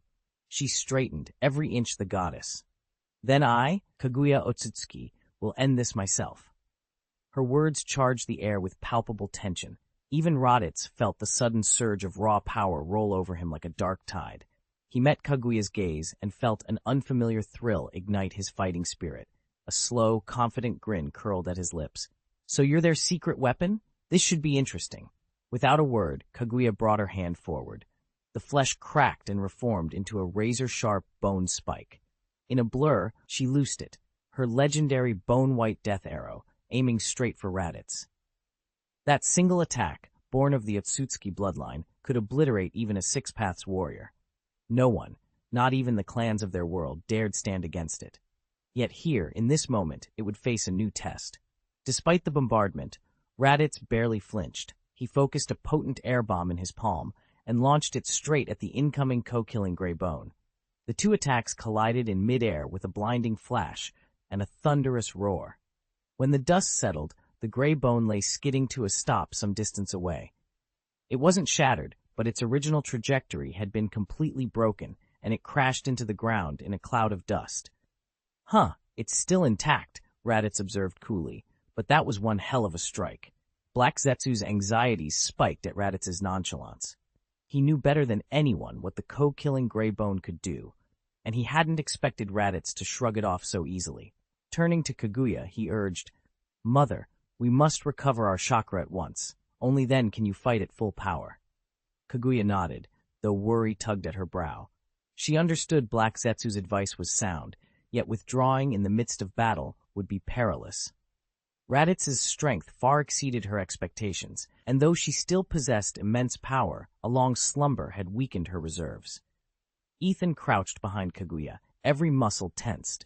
The mission depended on her keeping a cool head. One reckless impulse, and everything would collapse. "I understand," Kaguya whispered, her three eyes fixed ahead, "but there's no turning back now." Below them, Raditz charged the notorious assassin Higu, With a single, thunderous blow, he sent Huigu sprawling across the courtyard. Even Kaguya's normally unflappable expression flickered with surprise. "Go on," she urged Raditz. "Make it count." As Huigu lay unconscious in the dust, Kaguya rose into the air, her dark robes trailing in the chill night breeze. She tilted her face toward the moon, and the tiny third eye nestled between her brows began to glow. Slowly, it opened, a red Magatama-shaped Samsara eye throbbing with raw, unfathomable power. A ripple of energy pulsed from Kaguya, and the moon itself seemed to awaken. Its once cold silvery surface shuddered and cracked, as if shaking off millennia of slumber. Across its face, intricate, ever-shifting patterns bloomed and flowed in a hypnotic dance. Those patterns converged, forming a colossal, otherworldly eye that mirrored Kaguya's own. Standing beside her, Ethan felt the ground tremble beneath his feet and heard a low, resonant hum in the air. He stared, riveted, as the moon's great samsara eye gazed down at them, its depth so immense that his heart thumped in awe and a hint of dread. Kaguya's voice cut through the charged silence. "This is our moment," she said softly, turning toward Ethan. "Stay ready." Ethan nodded. Whatever came next, they would face it together. The moon's living eye glowed brighter, as if anticipating their next move. And in that light, Kaguya's plan, fragile yea, unstoppable, truly began. Above her brow, the samsara eye shimmered, mirroring the sacred mark on Kaguya's forehead, as if forging a bridge between two worlds and two boundless powers. "Infinite Tsukuyomi," Kaguya intoned, her voice a dark magnet drawing every ear. Each syllable struck like a chord across the cosmos, unleashing an unprecedented storm of illusion. Lightly at first, this power swept over the entire planet, tender as moonlight, but within its gentle embrace lay a deadly temptation. Silently, the genjutsu seeped into every consciousness. Deep in the forests, wild beasts halted mid-prowl. In crowded cities and children froze in place. Even the fiercest shinobi, masters of will, found their senses slipping away. Under Kaguya's spell, they drifted into a dream meticulously woven for each soul. In that dream world, everyone encountered their heart's dearest wish. Some bathed in endless joy, others slipped back through time to embrace long-lost loved ones. Yet behind this facade of perfection lurked the ultimate betrayal. Free will itself was extinguished, life's very essence twisted into a gilded prison. Just as Kaguya's grand illusion was about to blanket the entire planet, ensnaring every living being under her control, an unexpected variable erupted into the scene.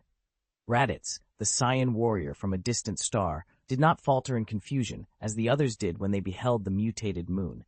Instead, his eyes blazed with equal parts astonishment and fury. Among the Saiyans, it is an ancient truth. A full moon awakens a bestial force within them. Legends speak of how, under its glow, their power surges beyond reason, tapping into a primal, untamed fury. No sooner had Raditz made eye contact with that twisted lunar orb than his body convulsed with raw energy. Muscles bulged and sinews snapped as invisible power coursed through him. In mere seconds, he grew exponentially, limbs elongating, torso broadening, until he stood dozens of meters tall, transformed into a towering red-eyed ape, every muscle knotted and throbbing. This Uzaru form granted him a strength 10 times greater than his base power, but it also stripped away his humanity. Reason vanished, replaced by a single savage instinct: destruction. Kaguya watched in horrified disbelief as her flawless plan unraveled. She had never anticipated that her infinite moon technique could be met with such a ferocious counter.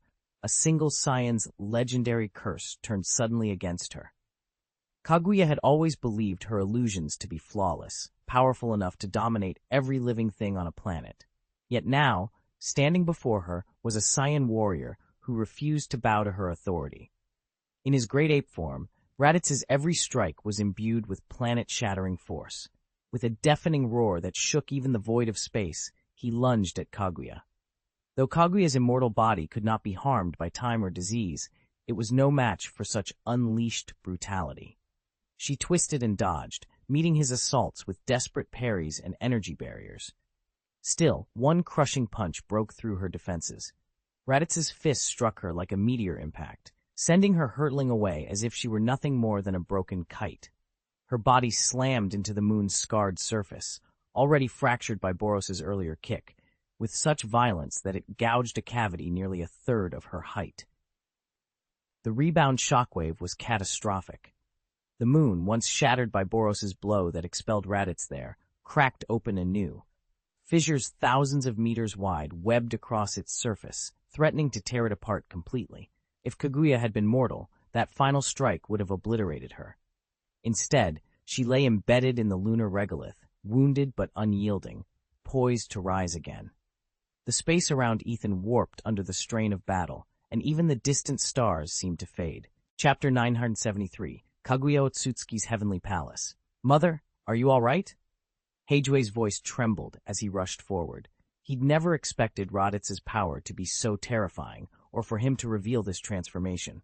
One strike from Raditz had sent his mother reeling. "We're fine," Kaguya replied, wind whipping through her hair as she steadied herself. "But we must absorb chakra immediately."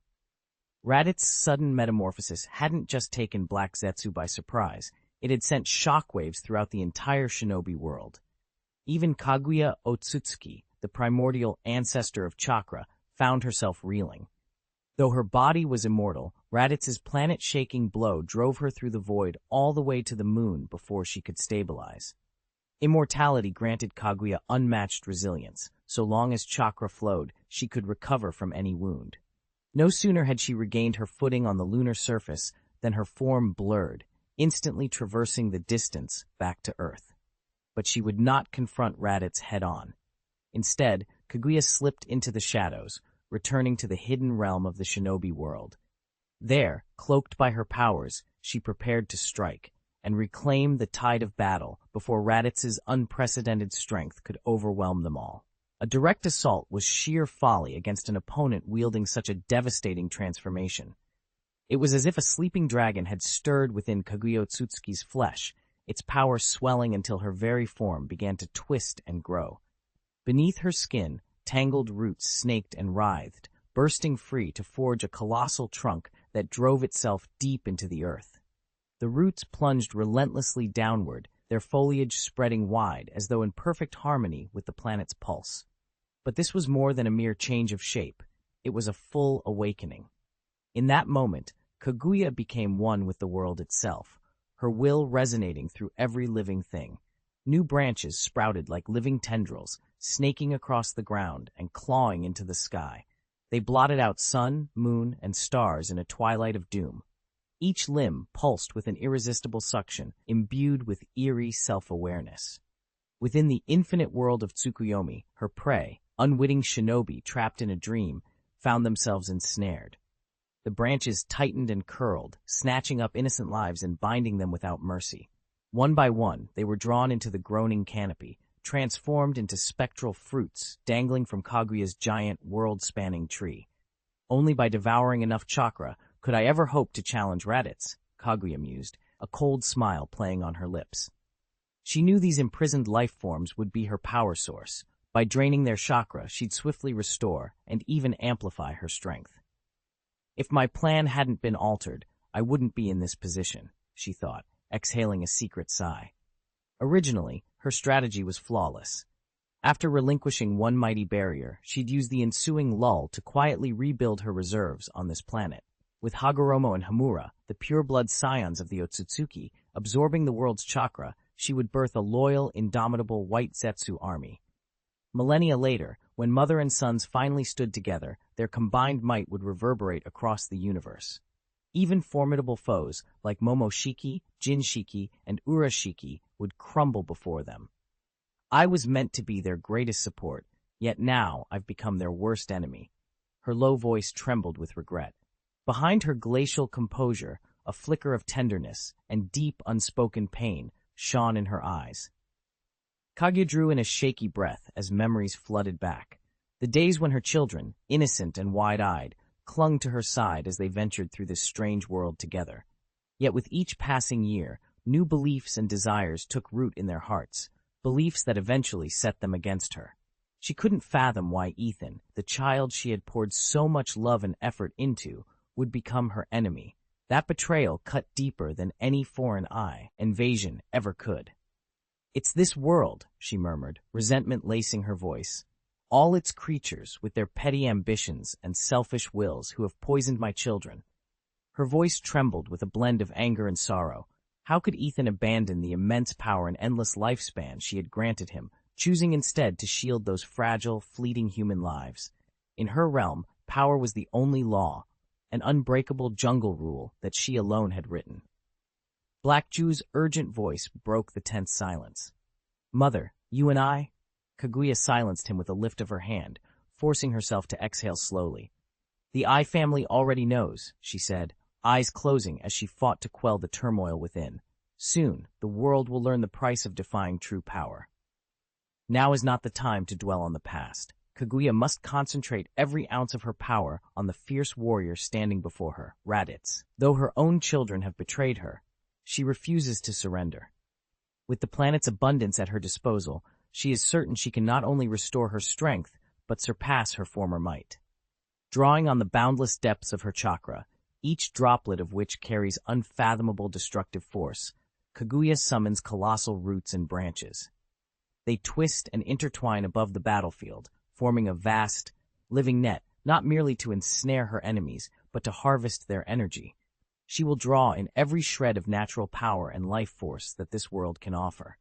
Beneath her hands, the sacred tree at last stirs, its ancient limbs unfurl as if waking from a long slumber, blossoming with radiant leaves. Soon luminescent fruits, each pulsing with raw chakra, appear among the branches. These miracles of nature are more than mere nourishment. They are conduits to the universe's primordial energy. Without hesitation, Kaguya plucks the nearest fruit. As she devours it, a surge of vitality courses through her, an exhilarating fusion of earth, sky, and spirit. Strength renewed, she readies herself to confront Raditz once more, every fiber of her being humming with the power of a world reborn. Kaguya opened her arms wide, as if to embrace the entire world, and drew the radiant chakra fruit into herself. In an instant, thousands of beams of light exploded through her body, awakening a power that had slumbered for a millennium. Her chakra surged like a river rushing to the sea, restoring her to her former peak, and then shattering every limit under the fruit's explosive influence. Even as Raditz's rampage echoed across the ninja world, Kaguya paid him no mind and swallowed the fruit whole. But just as she reveled in the joy of her rebirth, an undeniable threat crept ever closer. Raditz, the colossal beast whose destructive power was laying waste to everything in its path, advanced on her with relentless force. Kaguya didn't flinch. Instead, a cold, confident smile curved her lips. "Do you really think I'm afraid of you?" she whispered. Her three eyes flared with blinding light, awakening her ultimate dojutsu, Ame no Michu. In an instant, an unseen force tore the very fabric of space, yanking Kaguya Otsutsuki and the gigantic ape Raditz into a brand new world, one of piercing cold, ice, and endless snow. Chapter 974. The Frozen Realm Collapses. The world of ice and snow lay under an unending frost, each crystalline flake sharper than the finest blade, slicing through the air and gnawing at Raditz's resolve. At its heart stood Kaguya Otsutsuki, that primordial being whose gaze seemed to contain the universe's very chaos and order at creation. A single look from her could rewrite the laws of reality. Within her heaven's mind technique, Kaguya had transcended mere spatial manipulation. She commanded time and the fundamental forces of nature with effortless intent. There was no need to carve portals or breach dimensional barriers. Her mere thought bent the world to her will. This mastery of space-time was the ultimate expression of her pupil technique, unrivaled and absolute. As Raditz stood immobilized, the frozen landscape around him quivered under her dominion. Every inch of that frigid expanse pulsed with Kaguya's cold majesty, her presence a relentless storm of power. Then she spoke, her voice carrying across the ice like a blade seeking its mark. "Die here, Icicle 95. At her command, the crystalline flurry surged to life. Jagged icicles, each one a lethal spear, rocketed toward Raditz with merciless precision. The frozen realm had become her weapon, and in that moment, the world itself conspired to crush him. Ethan watched in tense silence as Kaguya's power reshaped the frozen battlefield. Those who had stood there moments before as neutral onlookers were now living extensions of her will. One by one, towering pillars of ice burst from the ground and stabbed at the sky. Each was unique. Some were narrow as blades, aimed precisely at Raditz's vital points. Others were thick and monolithic, as if they might bear the weight of the heavens themselves.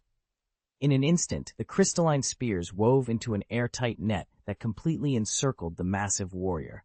A pale blue glow pulsed along each spire, promising a force capable of ripping steel apart and leveling mountains. But Raditz, now transformed into a gargantuan ape, was every bit the cataclysm he appeared to be. With a single, casual sweep of his colossal arm, he obliterated pillar after pillar. Even those ice spikes at their hardest fractured the moment they struck his iron-like hide. It was as if the entire trap shattered before it had a chance to ensnare him. Kaguya, however, remained unfazed. A faint, confident smile curved her lips as she lifted her hand and activated her dojutsu once more. The air around them crackled with energy as the very landscape began to warp. Ethan's breath caught when a new structure of pure ice emerged, a vast, intricate chamber that materialized in the swirling snow. This was her ultimate domain, the heavenly ice chamber, and it threatened to engulf them all in its merciless chill. At that moment, the entire realm of ice and snow shimmered under an unseen barrier, as if it had become one vast cage. The glacial air was no longer inert. It coalesced into countless frigid hands that crept over Ethan's body. Those icy appendages seemed almost alive, tightening again and again to squeeze out his warmth and vitality. At the same time, a piercing cold radiated from every direction, clawing at his skin and settling into his bones with an intensity he'd never known. Ethan let out a feral roar, but in Kaguya Otsutsuki's frozen dominion, even the greatest strength was helpless. Every burst of resistance only summoned more howling blizzards, driving him deeper into the ice's grip. From the rim of her crystalline world, Kaguya watched him struggle and, for the first time, found herself genuinely surprised. She had mastered the Heaven's Ice Room for centuries, knowing that few adversaries could break its hold. Yet Ethan's tenacity shone brighter than she ever imagined. Kaguya Otsutsuki refused to back down. After all, as the wielder of the Heaven's Gochu-Ai technique, surrender wasn't an option. Damn it! This beast is too powerful. She had expected her frozen realm to contain any threat, but the gargantuan ape before her, Ethan I, and his primal transformation, proved otherwise. Under the purview of her Heaven's Gochu, Kaguya could call upon domain-specific powers at will. The 99 ice pillars and the heavenly ice chamber in this snowbound world, the sun god in the molten domain, the great sand grains in the desert expanse, even the fearsome 8,000 spear god. Altogether, the eye technique stood as her second strongest trump card, yet none of it could stem Ethan's onslaught. Alone against the howling blizzard, Ethan simply shrugged off the frigid onslaught. Then, with a roar that cracked the sky, he released the pent-up energy coiled inside him for untold ages. His maw, stained with blood, opened wide, and a blinding torrent of ki burst forth, power enough to dim the stars and twist the very fabric of space and time. The ice and snow realm flared with light for a heartbeat. Then, under the force of that devastating power, it collapsed entirely. It wasn't just a flash. A roaring surge of energy swept through the domain, melting the ice into trickles that instantly hissed away as vapor, filling every corner with swirling mist. Kaguya's face went ashen. Her frigid prison could no longer hold the enraged great ape. With a thunderous crack, Raditz's strength had shattered the ice cage. Desperately, she shifted to her next illusion, the lava realm within the heavenly pearl. At her command, the air warped. Frigid drafts gave way to blistering heat. Flicking her fingers, she watched the world around her ignite in roiling waves of molten fire. But Raditz was no ordinary opponent. His instincts, owned in battle, pierced Kaguya's deception the moment her eyes began to glow. With a furious roar, the great ape lunged, its massive form carving a perfect arc through the scorching air, determined to strike before the lava could close around him. Ratitz's roar shattered the frigid silence. In an instant, the battlefield transformed from a frozen wasteland of ice and snow into a searing realm of molten rock. Fire and ice collided in an unprecedented fury, tearing the landscape apart with savage violence. Ratitz plummeted into the magma, engulfed by its blistering embrace. He howled as his flesh sizzled against the molten tide, each scream a testament to flesh meeting unbearable heat. Then, as if born anew from the inferno, he forced his scorched wings open and rose once more, soaring above the lava's tumult. All around, the lava world spread out like an apocalyptic painting. Rivers of glowing red and deep crimson snaked through the darkness, each droplet of molten rock hot enough to devour anything it touched. The air itself shimmered and danced in wavering patterns, light warped and twisted by the blast furnace that surrounded them. On a solid basalt plateau far from the roiling flows, Kaguya stood unmoved. "Sun God," she intoned, invoking a technique that could only be wielded within this volcanic domain. An invisible force burst from her, rippling through the rock and striking the molten sea below. The once placid magma thundered to life, as though a giant had awoken from eons of slumber and now churned with terrible purpose. "I'd be happy to help polish the chapter. Could you please provide the full text you'd like me to work from? Right now I only have the single line." Huge bubbles continued to burst, releasing even hotter steam. "Once you share the complete chapter, I'll revise it into smooth, idiomatic English with Ethan as the protagonist." Chapter 975. The Origin Realm erupts. Magma roiled and surged, as though the entire chamber had ignited into a sea of flame. A torrent of molten rock threatened to engulf Ethan, yet he refused to yield. With an angry roar, he vaulted off the jagged walls, slapping his armored gauntlets against the stone to propel himself clear of the hottest flow. His lithe body twisted in midair, dodging the worst of the inferno.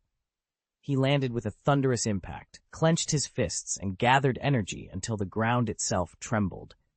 A shockwave radiated outward as he unleashed a punch charged with mountain-shattering force, eyes locked on Kaguya's serene smile. She watched him with that same inscrutable calm, the corner of her mouth lifting in a faint, knowing curve.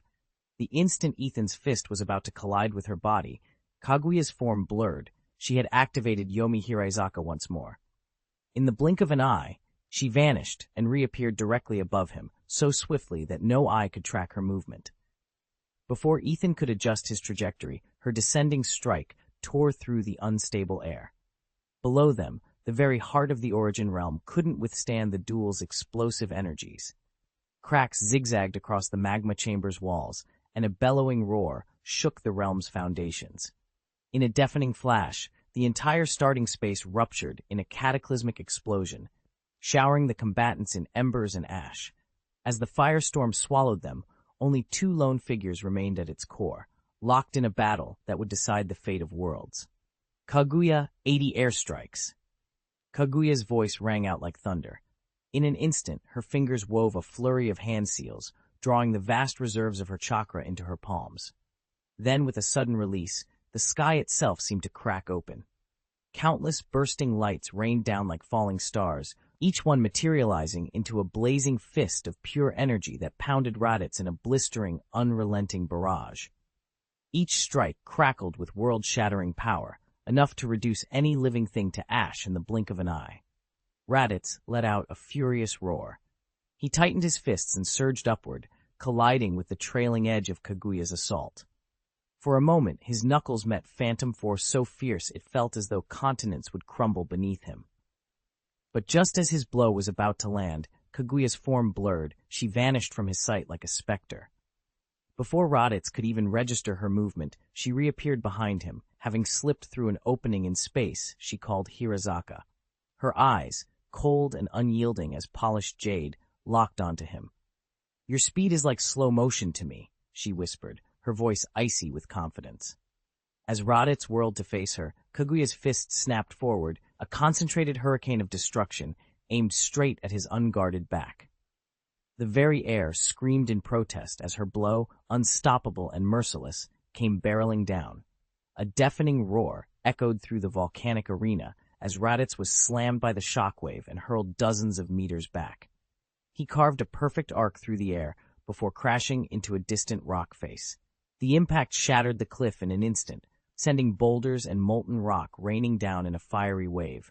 Raditz's body tumbled across the ground, but he forced himself upright, surprisingly unscathed. Otsutsuki Kaguya narrowed her eyes in disbelief. Even after unleashing her Yagami air assault, Raditz stood before her, utterly unharmed. Her anger flared hotter than the surrounding magma. "Roar!" she bellowed in fury. Raditz responded by unleashing another torrent of ki, his energy wave tearing through the lava domain itself.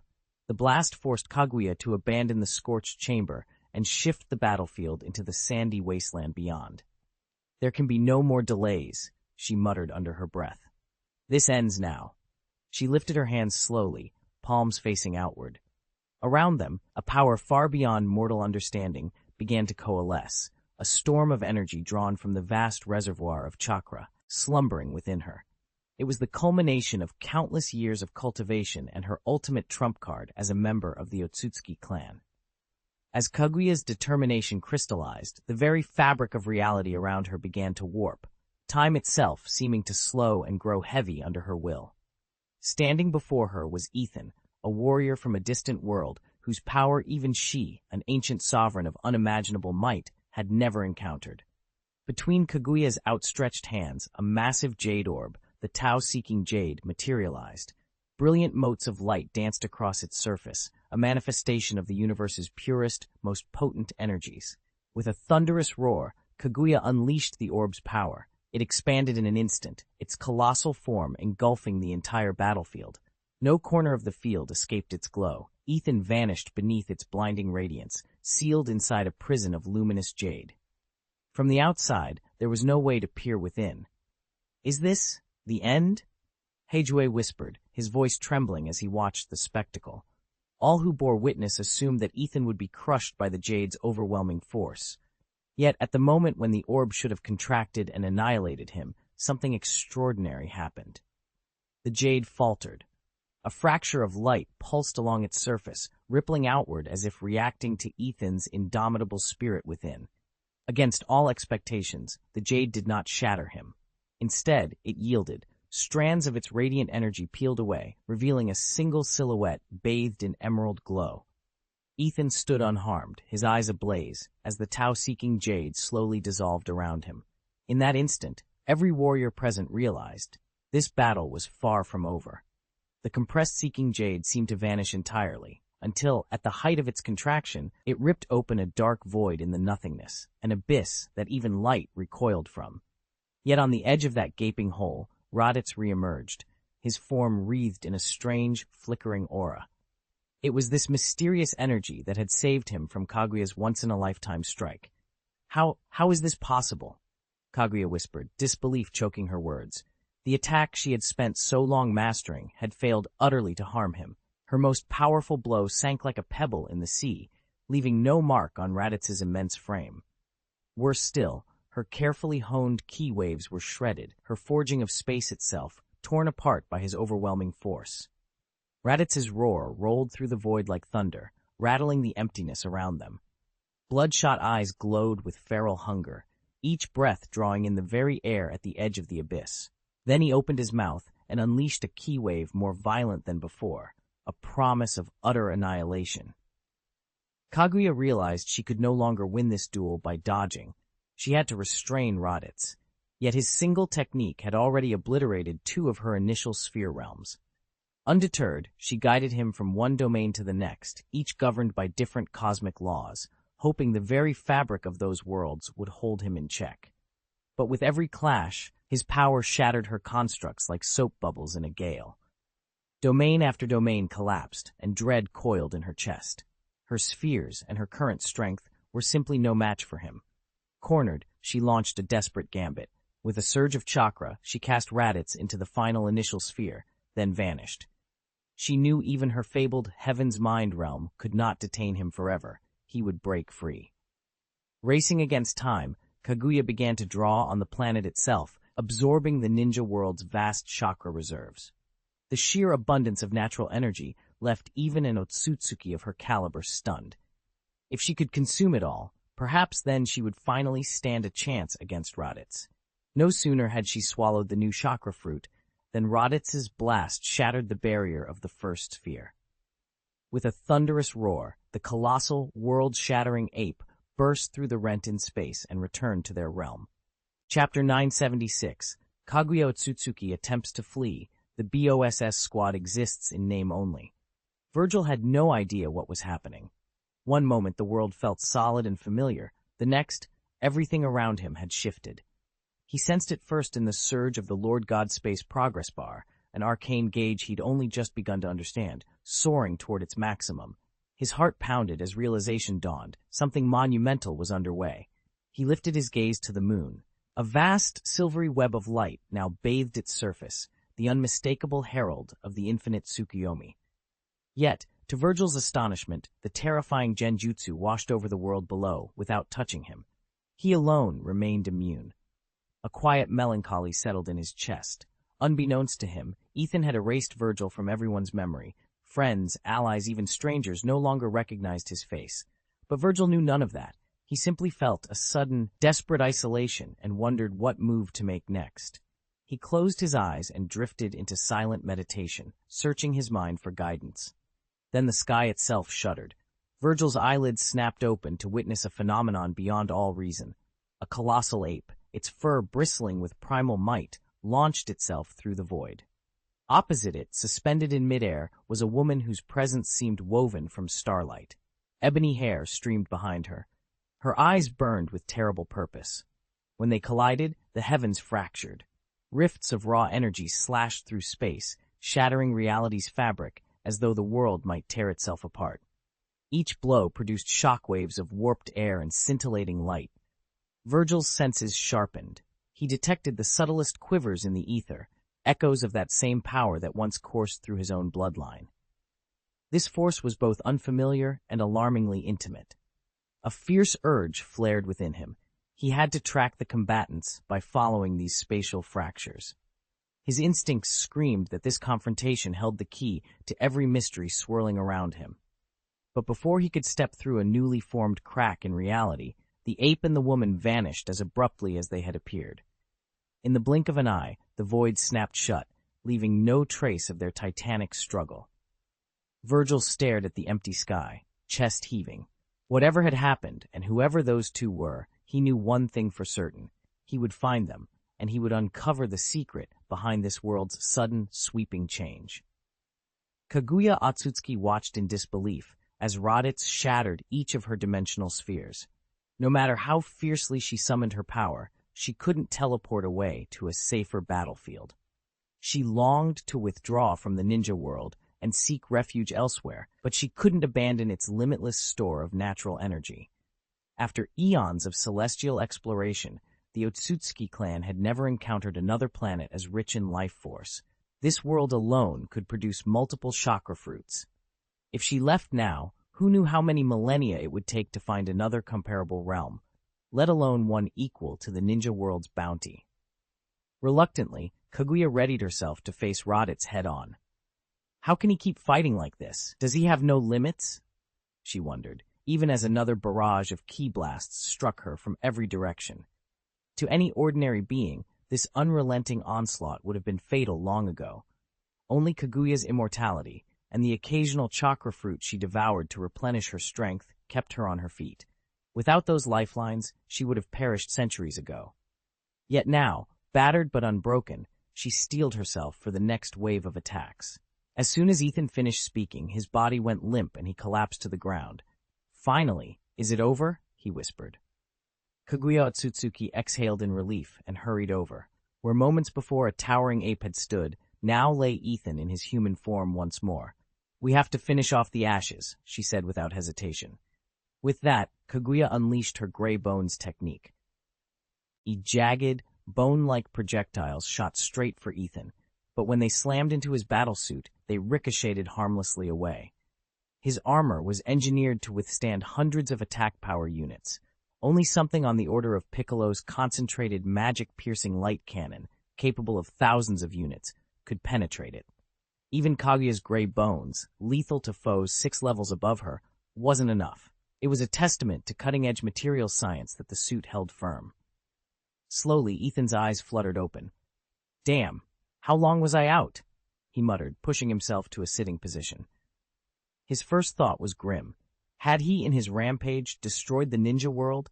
Adult Saiyans almost never allow themselves to undergo the great ape transformation. Once they shift, they lose all rational thought. Still, the power they gain is unimaginable, easily capable of shattering stars. Raditz, in his natural state, already boasted a battle power north of 1,000. As a great ape, he easily exceeded 10,000. He hadn't expected his opponent to unleash a moon-based jutsu. The technique struck him off guard, channeling the moon's energies directly into his transformed body.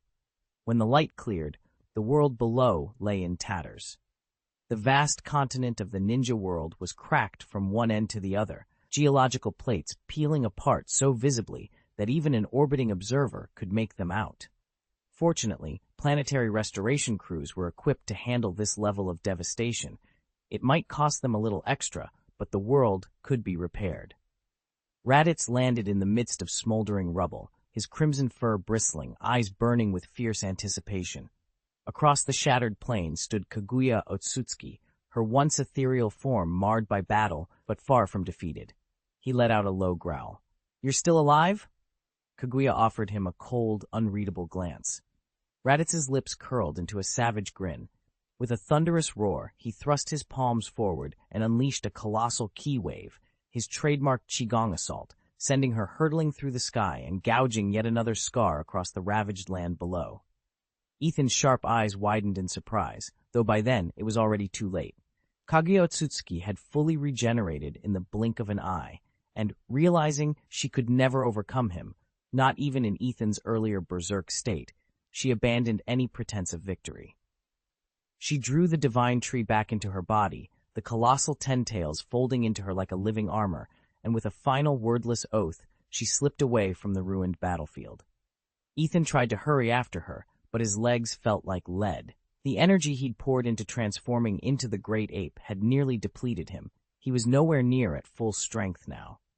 He staggered to a halt as Kaguya's figure vanished into the horizon, powerless to give chase. On the ground below, Virgil watched the scene with grim detachment. Through the Lord's mark burned the knowledge that all his fellow shinobi had fallen, and though it should have cut him to the bone, it barely registered. His loyalty was singular. The mission came first. Ethan's words had confirmed the extraordinary power Kaguya now wielded, but more alarming still was what Ethan felt at the end, the subtle, insidious presence of Black Zetsu. Virgil drew a deep breath, steeling himself. If Black Zetsu had already infiltrated the shadows of this war, then Kaguya's retreat was only the beginning. With his chakra flaring around him and resolve hardening like steel, Virgil prepared to follow into whatever darkness lay ahead. "Virgil? You're alive!" Heijue stared in disbelief. She'd fully expected to find Virgil's body swinging from the ancient tree, not him standing before her, breathing. "Heijue," she murmured to her companion, "explain. How did this happen?" At that moment, a tiny progress bar blinked to life beside Virgil's name, just a fraction of a percent, but unmistakable. Ethan, who had been watching from the edge of the clearing, couldn't keep his admiration to himself. "Now that is dedication," he said under his breath. Ethan had been sure the boss encounter in the divine arena was over. He'd seen Wesker and Alex impaled on the sacred tree's branches and assumed they'd lost. Yet here was Virgil, the true final boss, alive and unbowed. "There's no time for questions," Ethan called. "Whatever your plans are, we've got to move." Heijue, bolstered by her mother's powerful presence, barely acknowledged Virgil. She turned to Kaguya Otsutsuki and asked, "Who is this man exactly?" Kaguya's eyes narrowed as she studied Virgil. There was no trace of chakra about him, yet he radiated a dark, corrupt energy, alien, potent, and vaguely reminiscent of the aura she'd once sensed from the Saiyan Raditz. "Mother," Heijue answered. "His name is Virgil. He's an unknown but fearsome force in the ninja world." At that moment, the shadowy form of Black Zetsu slithered into view at Kaguya's feet. In a hushed voice, he began to fill Kaguya in on Virgil's hidden alliance, his true objectives, and why destiny had spared him when everyone else had fallen. As Black Zetsu wove the tale, the air crackled with anticipation. Secrets long buried in the world of shinobi and beyond were about to be revealed, and with Virgil still standing, the true battle was only just beginning. Otsutsuki Kaguya paused, her brow furrowing in thought. "Time-space ninjutsu," she mused. "If you'd rather keep silent," she said coolly, "I'll make you answer with my blade." Virgil merely smirked, unfazed by her challenge. In a single fluid motion he drew his sword. "How presumptuous," he drawled. Even Otsutsuki Kaguya, who had no chance against Raditz, hesitated now. If she couldn't face Raditz, then who on earth was this Virgil? Chapter 977, Ethan's Final Gambit. The battlefield trembled as Kaguya Otsutsuki was met with a forceful counterstrike. Where Raditz relied on raw power and overwhelming ferocity, Ethan's technique was a study in precision, grace, and deadly intent. Their two styles intertwined like opposing currents, conjuring the same chaotic resonance that had echoed through existence at the world's birth. Kaguya, ever arrogant, sought to dominate with the primal might granted by the divine tree.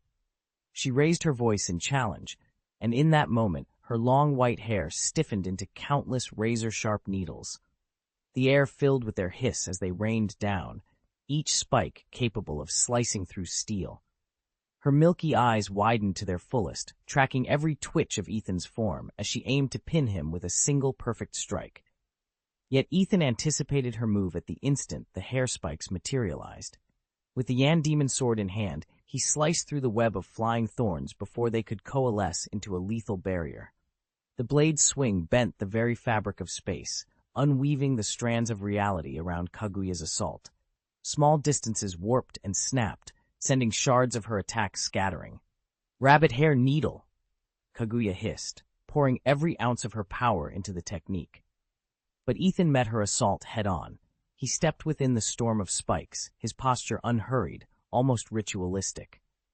The sword traced a single fluid arc, one moment a glint of silver lightning, the next a silent rupture in the field of battle. Where her needles had sought his flesh, only empty air and floating fragments of hair remained. Kaguya staggered back, eyes blazing with disbelief.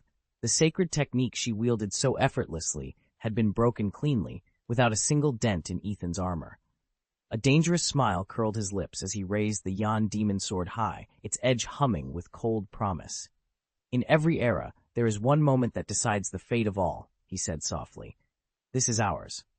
With that, he surged forward, footsteps echoing like drumbeats against the shattered earth.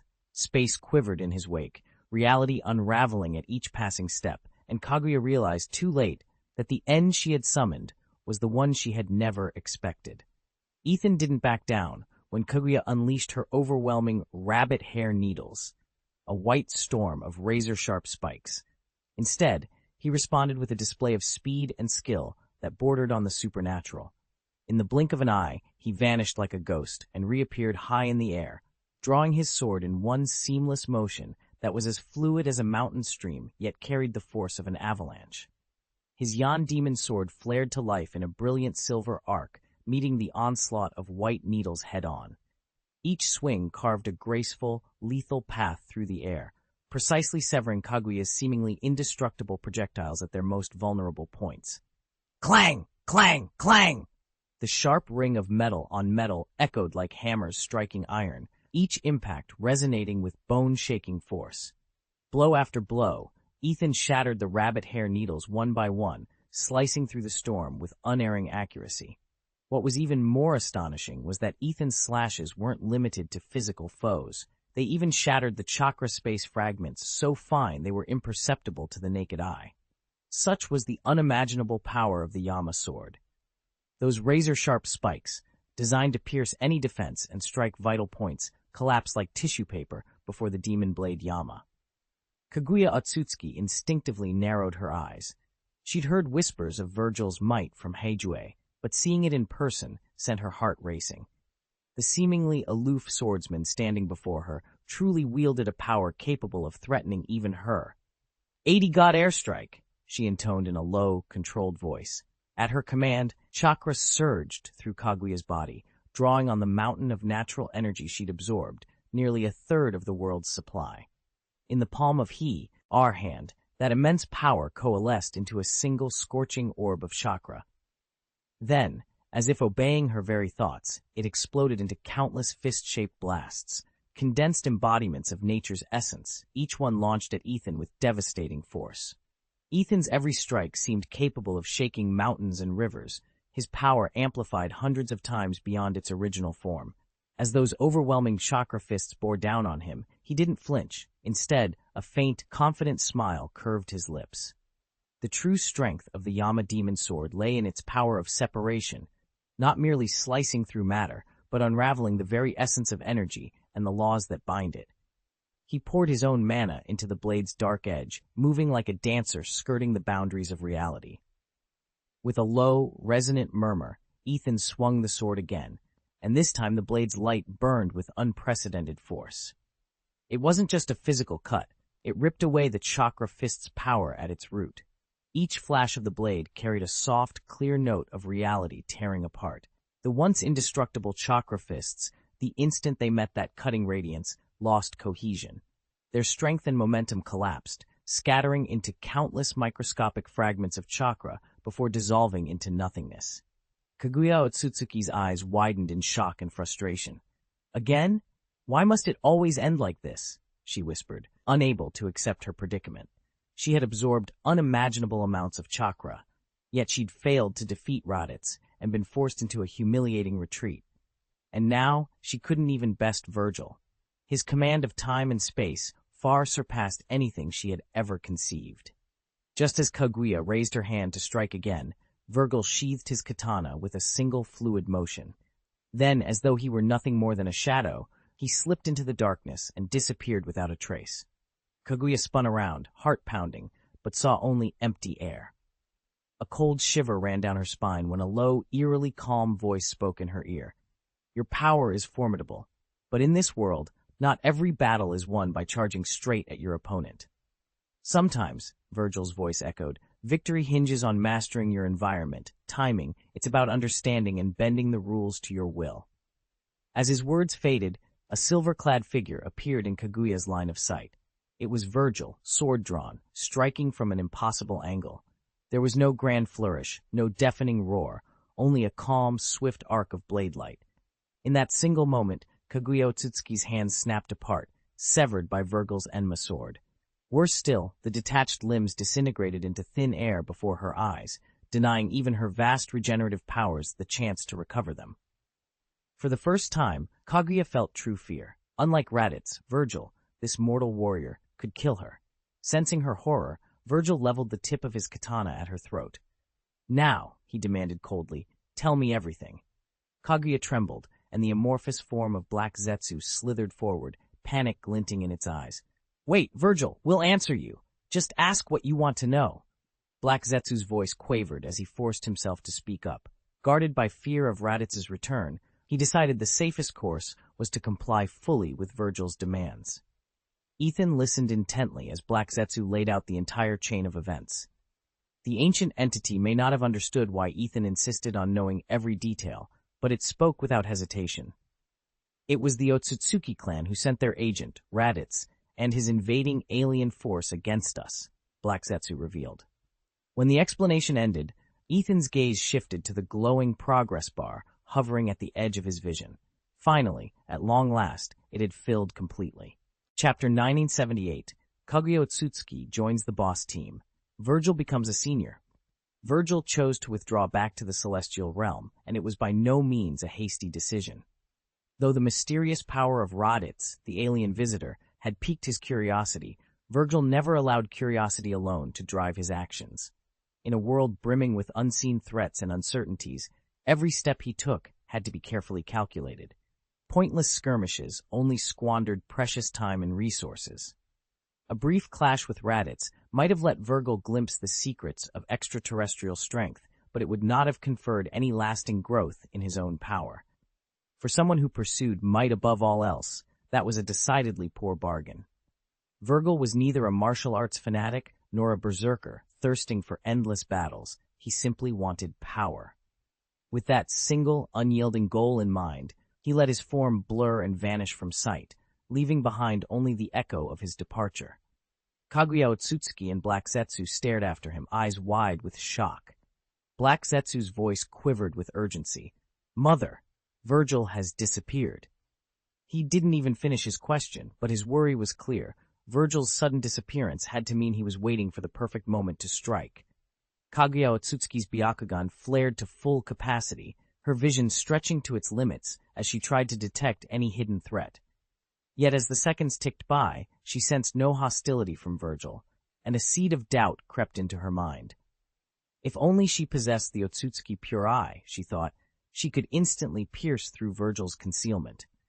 The Pure Eye, an arcane ocular power that sees every rift in time and space, would have traced his every move. But she had only her formidable Byakugan, powerful yet not omniscient. Just as Kaguya began to abandon her vigil, deciding it was wiser to withdraw from this tangle of uncertainty, the night sky erupted in brilliance. A blazing streak, like a meteor cleaving the heavens, rained light across the darkness, flooding the landscape with its sudden, searing glow. The light blazed so fiercely that even Kaguya Otsutsuki, renowned for her Byakugan, was forced to clamp her eyelids shut against its intensity. Still, its warmth seeped through like a living current of hope, flooding her chest with a thrilling new heartbeat. And then came a low, majestic voice, resonant and otherworldly, as if it had traveled across countless realms from the 9 heavens to echo directly within her soul. "Do you seek power?" Those 2 words struck Kaguya like a thunderclap, stirring a deep, ancient longing for ultimate strength. There was no hesitation, no room for doubt, as the question pierced her very core. Only someone wielding the incomparable spiritual might of Ethan could impose such a force of will. In that moment, the hidden desire locked away in her heart roared awake, answering without thought or resistance. Without a moment's hesitation, Kaguya's voice rang out, steady and clear. "Think." Before the word even faded, a strange, overwhelming force burst from her, as if invisible hands had seized her soul and hurled it into a boundless void. In that instant, time lost all meaning and space collapsed into a featureless blackness.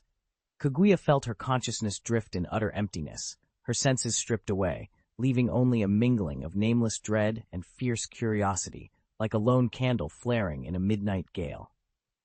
In that abyss, centuries seemed to pass in the blink of an eye.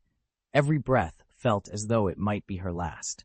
Yet amid the crushing isolation and despair, a fierce hunger for power ignited within her. Quietly she prayed, begging this unknown force for answers and a path back to the world she loved. Then, at the edge of her darkness, the first sliver of light appeared. Soft at first, it grew swiftly into a radiant glow that wrapped her in its warmth. It was gentle yet dazzling, like a mother's embrace, filling her with a sense of safety and hope she hadn't known she'd lost. Compared to the pitch-black void he had just left, this light felt astonishingly vivid and achingly desirable. Ethan slowly blinked his eyes open and took in the impossible panorama before him. He stood alone in a vast expanse where ribbons of luminous energy and drifting shadows swirled in a silent dance, as if the entire universe had been distilled down to this one boundless chamber. The air itself thrummed with an ancient, otherworldly presence that set his heart racing with equal parts wonder and unease. He tried to steady his racing thoughts and ask himself where he was, how he'd arrived. But before he could form any coherent question, a low, resonant voice cut through the stillness.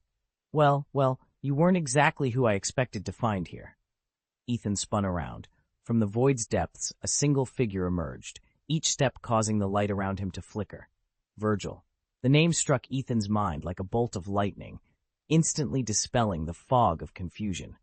Virgil's tall silhouette was sharply drawn against the dancing lights, his features etched with cool appraisal. For a heartbeat, Virgil's eyes glinted with mild surprise, as though he'd briefly forgotten whom he was confronting. Then that flicker of recognition faded, replaced by an expression of detached indifference. In this crucible, where only the strongest endured, he had never expected to encounter Ethan Otsutsuki, a man he judged hardly powerful enough to stand toe-to-toe with him. Ethan squared his shoulders, the raw energy in the chamber tingling against his skin. He might be far from his world, his allies, and everything he thought he knew, but he would not back down now. Whatever this place was, and wherever Virgil intended to lead him, Ethan would face it head-on, because he had come too far to be dismissed so lightly. Ethan's jaw dropped. Even more astonishing than his own sudden arrival here was seeing Kaguya among the newcomers. She, too, had become part of this strange dimension's so-called boss team. Kaguya spun in place, eyes wide with panic. Where is this place? Why am I here? Her rapid questions tumbled out, each one more anxious than the last. She couldn't believe she'd been plucked from wherever she'd been and dropped into this void. Before anyone could answer, a dark, twisting shape slithered from Kaguya Otsutsuki's sleeve. Black Zetsu hovered before them, its single crimson eye narrowing on Virgil. "Virgil," it rasped, "did you bring my mother here?" Virgil's throat went dry. One moment he'd been standing in familiar surroundings, the next he'd plunged into an inky blackness, and now Kaguya and Black Zetsu confronted him in this uncharted realm. He knew all too well how formidable Raditz's space-time abilities were. If he felt powerless, how terrified must Kaguya and her guardian be? He sighed, a soft sound in the emptiness. The elders who once guided them were gone, and no one else remained to shoulder this burden. Swallowing his doubt, Virgil straightened his shoulders and met their gazes. Ethan watched him, tense and expectant. "All right," Virgil said at last. "You deserve an explanation. Let me tell you everything that's happened." Ethan stepped into the heart of the boss team's stronghold, a realm where the boundary between life and death dissolved and legends from every world gathered. A resonant voice echoed through the chamber. "Here, you are no longer Kaguya Otsutsuki, bound by destiny. You stand on the threshold of a new existence, unshackled and brimming with infinite possibility. Choose to answer this call, and you will be reborn, rising to take your place among us." Chapter 979, Kaguya Otsutsuki watches Naruto. Kaguya sat in silence, her initial confusion giving way to a steely resolve. Memories of that blinding light, the majestic voice, and the primal command, "Think," flared in her mind. A ravenous hunger for power spread through her heart like wildfire, gnawing at the edges of her sanity. She had craved this strength for ages. It was both the fire that fueled her spirit and the compass that would guide her onward. Although everything felt surreal, as if it were merely a mirage, Kaguya's conviction was unwavering. This was no dream, it was the most critical turning point of her life. "What must I do?" Her voice carried an unshakable determination, the kind of courage that could split mountains. She was prepared to face any trial to claim the power that could reshape the world. "First, learn your true destiny." Nearby, Virgil watched with growing curiosity. Now that Kaguya Otsutsuki had joined the boss team, her part in the unfolding plot was destined to reveal itself. As Virgil spoke, images from Kaguya's world, scenes lifted straight from the anime and manga of Naruto and Boruto, unfolded before her eyes. They streamed past like a vivid slideshow, sweeping her consciousness into an entirely new realm of thought. "Naruto?" Kaguya muttered, brow furrowed. "Why is our AI family's legacy tied to the leader of a mere ninja village?" Confusion and doubt churned in her heart.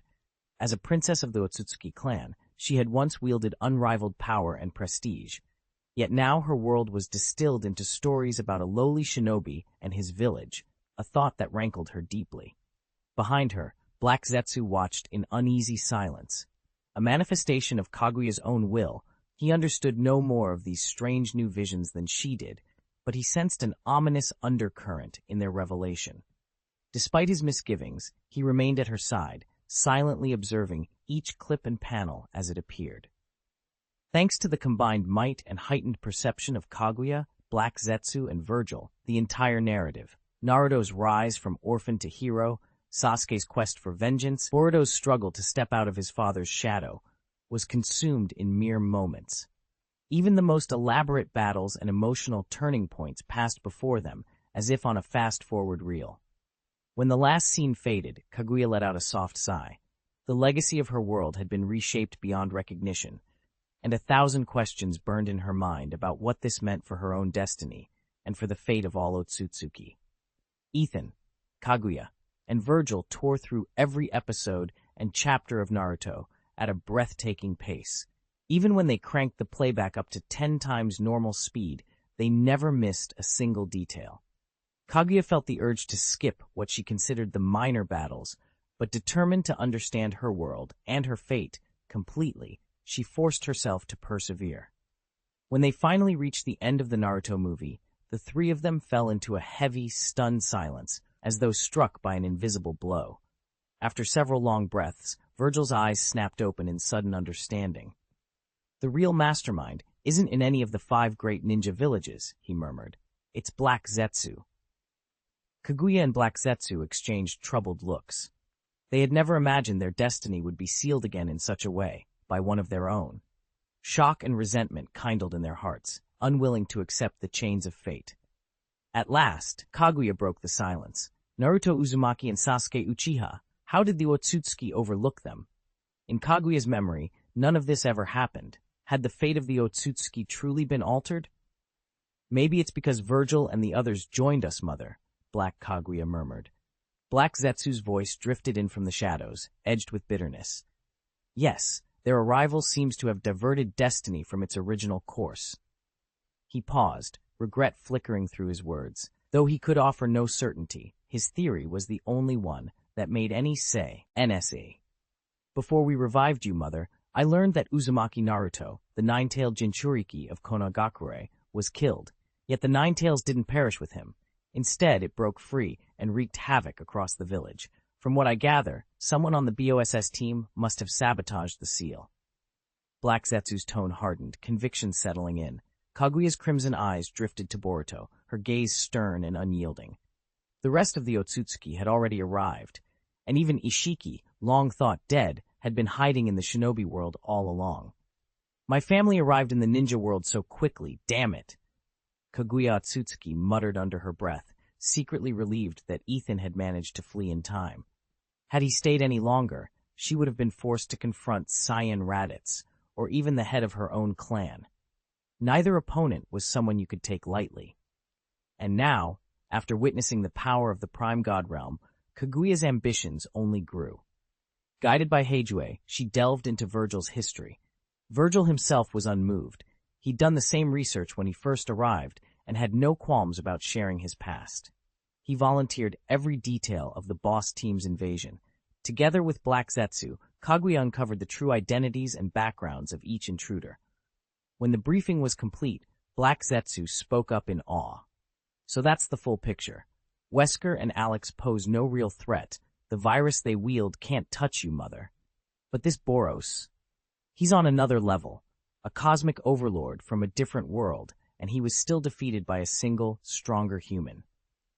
Black Zetsu shook briefly, as if still trying to process the scale of such power. He had never expected to encounter a being so formidable, especially not someone like Virgil. In the end, Virgil's strength defied all comprehension, and Kaguya herself knew one truth above all. If he chose to, Virgil could kill her. Kaguya Otsutsuki barely contained her excitement as she opened the inventory interface in the main Godspace's exchange. Her eyes widened at the scroll of optional exchanges laid out before her. Among dozens of miraculous artifacts, one listing in particular stopped her cold. 9 Magatama Samsara Eye. Origin, fragments from the sacred tree. A unique ocular jutsu unlocked only by consuming its divine fruit. Its appearance merges the ripple pattern of the Samsara Eye with the crimson hue and comma-shaped tomoi of the Sharingan. It grants all the abilities of both the Samsara Eye and the Sharingan, serving as the progenitor of these famed dojutsu. Kaguya's heart pounded. She already possessed a single 9 Magatama Samsara Eye, the very one she'd absorbed from the sacred tree itself. With the reality-bending power of the main god space, she could theoretically transform her remaining 2 eyes to match, forging a perfect triumvirate of these ultimate dojutsu. Yet something nagged at her mind. Even if she did, would she inherit the legendary techniques, Amenomi Hashira, Infinite Tsukuyomi, that are said to define true mastery of such eyes?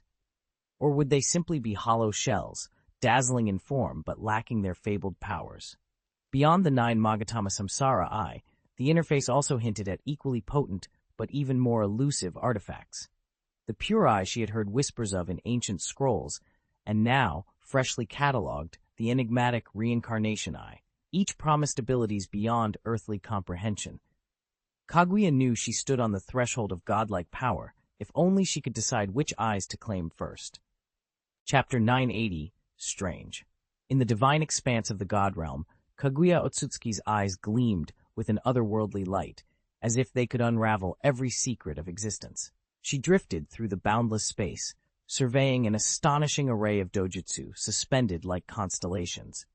Each pair of eyes pulsed with unimaginable power, and an intoxicating thrill surged through her veins, a burning hunger for unknown abilities and a fierce yearning to transcend her own limits. Could Aija possess these eyes as well? She wondered, her heart pounding at the thought. Beside the dazzling vision of these ocular powers, the chakra fruits, though valuable, felt comparatively mundane. What truly captivated Kaguya were the legendary dojutsu, the Pure Eye, the 9 Magatama Samsara Sharingan, eyes granted only to those who consume the fruit of the divine tree and fuse with its sacred essence. Even Kaguya herself wielded but one. and beyond that lay the Tenseigen, a reincarnated eye said to spring from the divine tree's very roots, born of Otsutsuki blood and celestial might. To her knowledge, no member of her clan had ever manifested such a power. With each heartbeat, Kaguya's excitement climbed. The possibilities before her were beyond anything she had ever dreamed. Chapter 7. The Otsutsuki God. Ethan knelt beside his mother, Kaguya Otsutsuki, in the vast, luminescent expanse of Lord God's realm. All around them hovered dozens of icons, each one an eye technique or forbidden jutsu, waiting to be exchanged.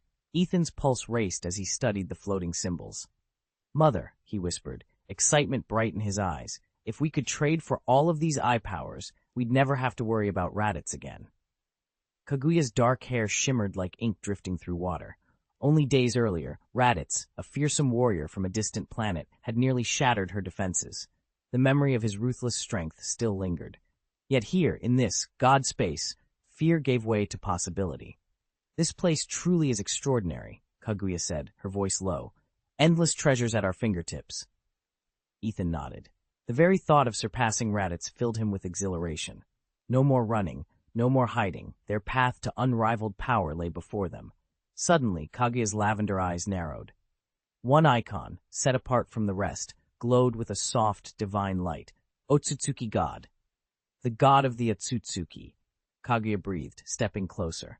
Ethan leaned forward and read the brief description flickering beneath the title. "He wields the white eye, the reincarnation eye, the black eye, and countless arcane arts. They say he's the true incarnation of divinity, above all, Otsutsuki."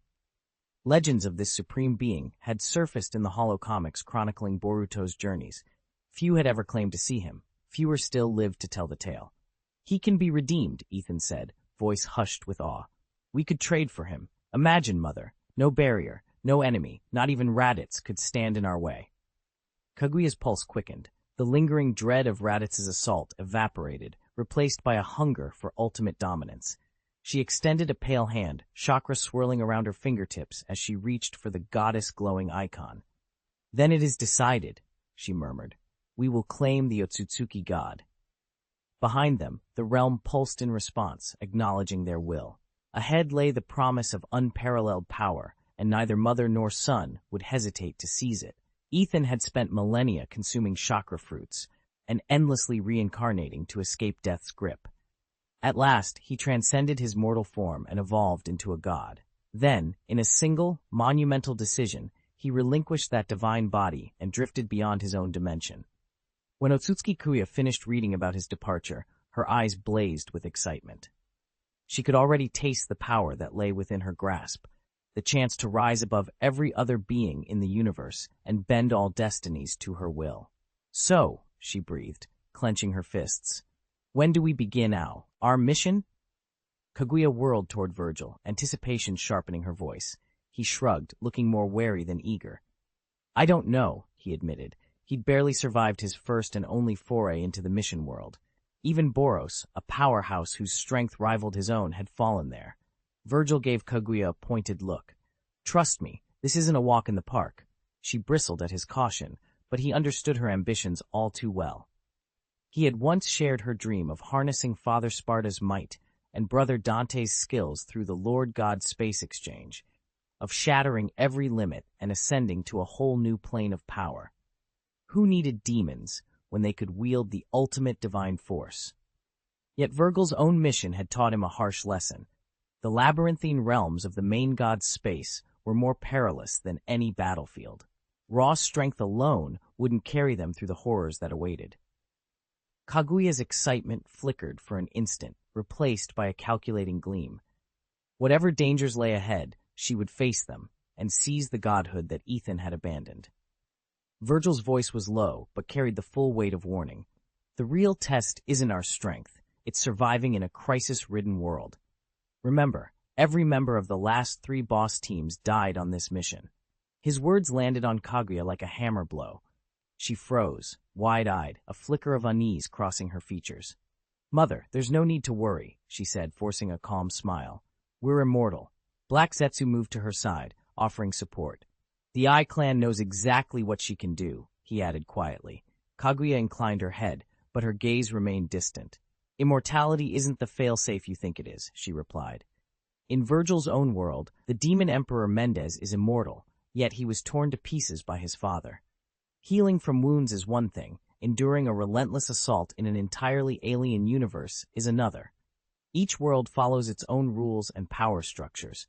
We can't be sure our abilities won't be weakened or even nullified once we cross over, and we certainly can't guarantee we'll make it back in one piece.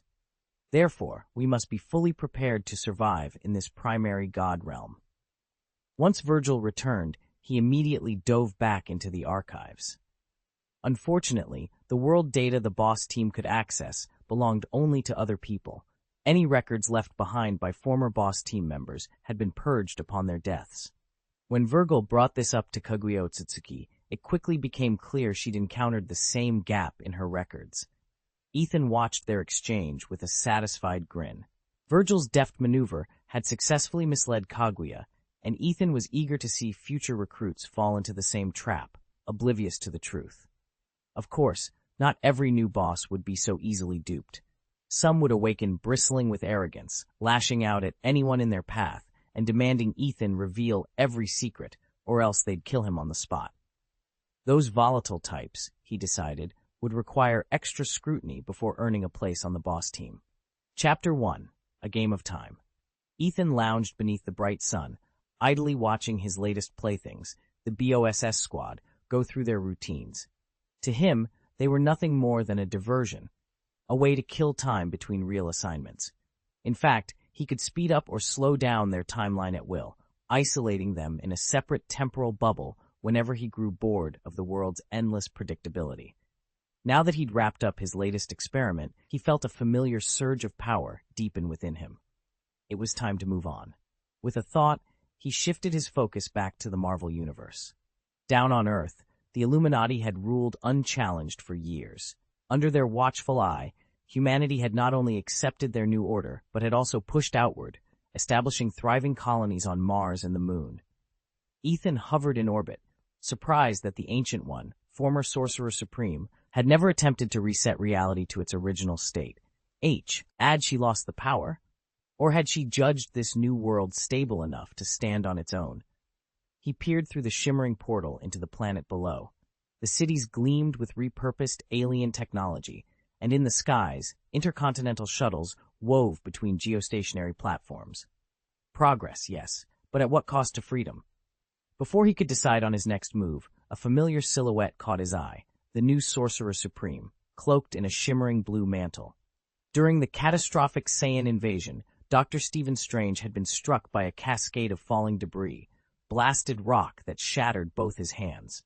No spell in his arsenal could fully repair the damage. Strange had relinquished the title, passing the mantle to this mysterious successor. Ethan folded his arms, watching the new Sorcerer Supreme channel energy into an orb of pure light. He'd come back stronger than ever. Now, the real game was about to begin. After being in a daze for a while, Ethan suddenly found new hope just when he'd resigned himself to despair. Chapter 981. The Illuminati and Earth. It was impossible to reconcile the disheveled man before him with the elegant, brilliant neurosurgeon he once knew. Stephen Strange's clothes hung in tatters, as if years of hardship and neglect had gnawed away every stitch. An unruly beard, streaked with gray, hid what had once been a handsome face, lending him a weariness that made him look a decade older. His eyes were hollow and unfocused, though now and then they flickered with a poignant longing for a past life and an unspoken uncertainty about whatever lay ahead. Ethan had only just stepped into the secluded chamber when a pang of sorrow welled up at the sight of Strange's pitiable state. Lost in his thoughts, he almost didn't notice the familiar surge of arcane energy that heralded the Ancient One's arrival. The Master materialized beside him as quietly as a breeze. Forcing a calm smile, Ethan offered, "Don't be so tense, Master." As Earth's Sorcerer Supreme and Guardian of Cosmic Balance, the Ancient One never appeared without purpose. Ethan knew this sudden visit signaled a keen interest in the true reason for his journey. Gu Yi offered a slight, polite smile, warm yet distant, with just a hint of unspoken worry behind her eyes. "Your actions are so unpredictable," she said. "I'd better keep an eye on you." Beneath that calm exterior, her thoughts churned. Ethan's powers and intentions felt more elusive than anything she'd ever encountered. He was like a figure shrouded in mist, impossible to size up. Could he have transcended ordinary limits, risen to the same terrifying heights as those interdimensional demons, or even beyond? The very idea took root in her mind, spreading like wild ivy and refusing to be contained. What baffled her further was how someone so formidable could walk freely in the mortal world. Even the demons from other dimensions struggled to breach the boundary between realities. Ethan caught the flicker of conflicted emotion in Guyi's eyes. He returned her smile, a calm, knowing curve of his lips, then turned his gaze toward the three great temples looming in the distance.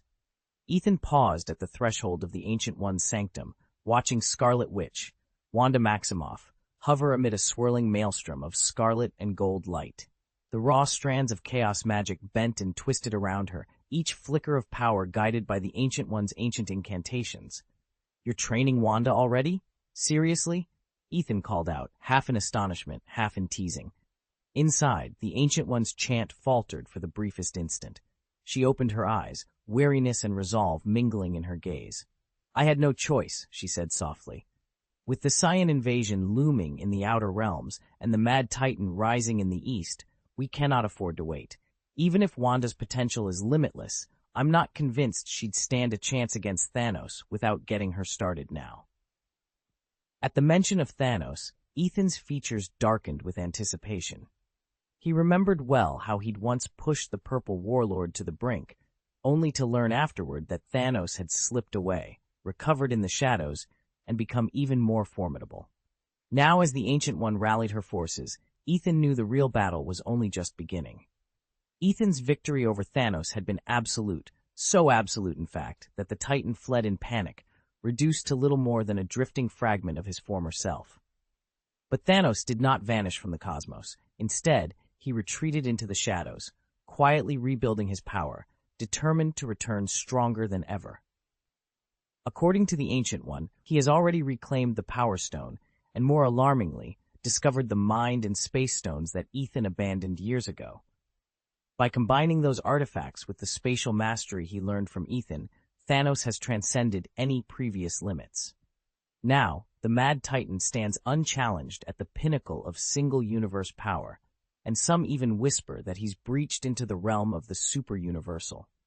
Ethan murmured under his breath, gauging the enormity of Thanos' new might. Even a genius like Wanda would struggle to face an opponent of this magnitude on her own, he thought. We cannot ignore the threat he poses. The Ancient One's gaze drifted toward Wanda, her eyes alight with a mixture of hope and concern. "Wanda possesses the power to rewrite reality itself," she said softly. "A gift and a danger that even I cannot fully contain." "If she can truly master this power," the Ancient One murmured, "she may be the key to defeating Thanos." Ethan inclined his head, fully aware of her hopes, and of the immense responsibility resting on Wanda's shoulders. Yet he couldn't help but wonder how far chaos magic could take her once it was fully awakened. In the original timeline, the untrained Scarlet Witch had come perilously close to killing Thanos single-handedly. Under proper guidance, she might indeed become their ultimate trump card. Still, Thanos was more than a hulking brute. He was a master tactician, ever ready to exploit an opponent's slightest weakness with deadly precision. Even a fully empowered Wanda might struggle to stand against him. "Chaos magic," Ethan whispered to himself. His thoughts drifted to Malekith, currently fleeing somewhere in the far reaches of space, in possession of the Reality Stone. If Wanda could recover that stone, she would tap directly into chaos magic's primal source, accelerating her transformation into the Scarlet Witch before Thanos had a chance to intercept her. "All right," Ethan said at last, his voice steady. "I'll leave the training of the next generation of Sorcerer Supreme to you." Without another word, he stepped back into a shimmering portal and vanished from the chamber. The Ancient One watched him go, then turned to Stephen Strange, her expression urgent. "Begin the search immediately," she ordered. "Find Malekith and retrieve the Reality Stone at all costs." Ethan could hardly tell whether what was happening was a miracle or a catastrophe, but one thing was certain. The situation was dire. There simply wasn't time for Strange to test his full powers. That said, the Ancient One had not been idle. In the midst of the last battle, when so many had fallen, she had bent time's flow itself to undo the carnage. Captain America, whom they all thought dead, suddenly stood among them once more. Steve Rogers, fully aware of his own death, wasted no time rejoining the fight.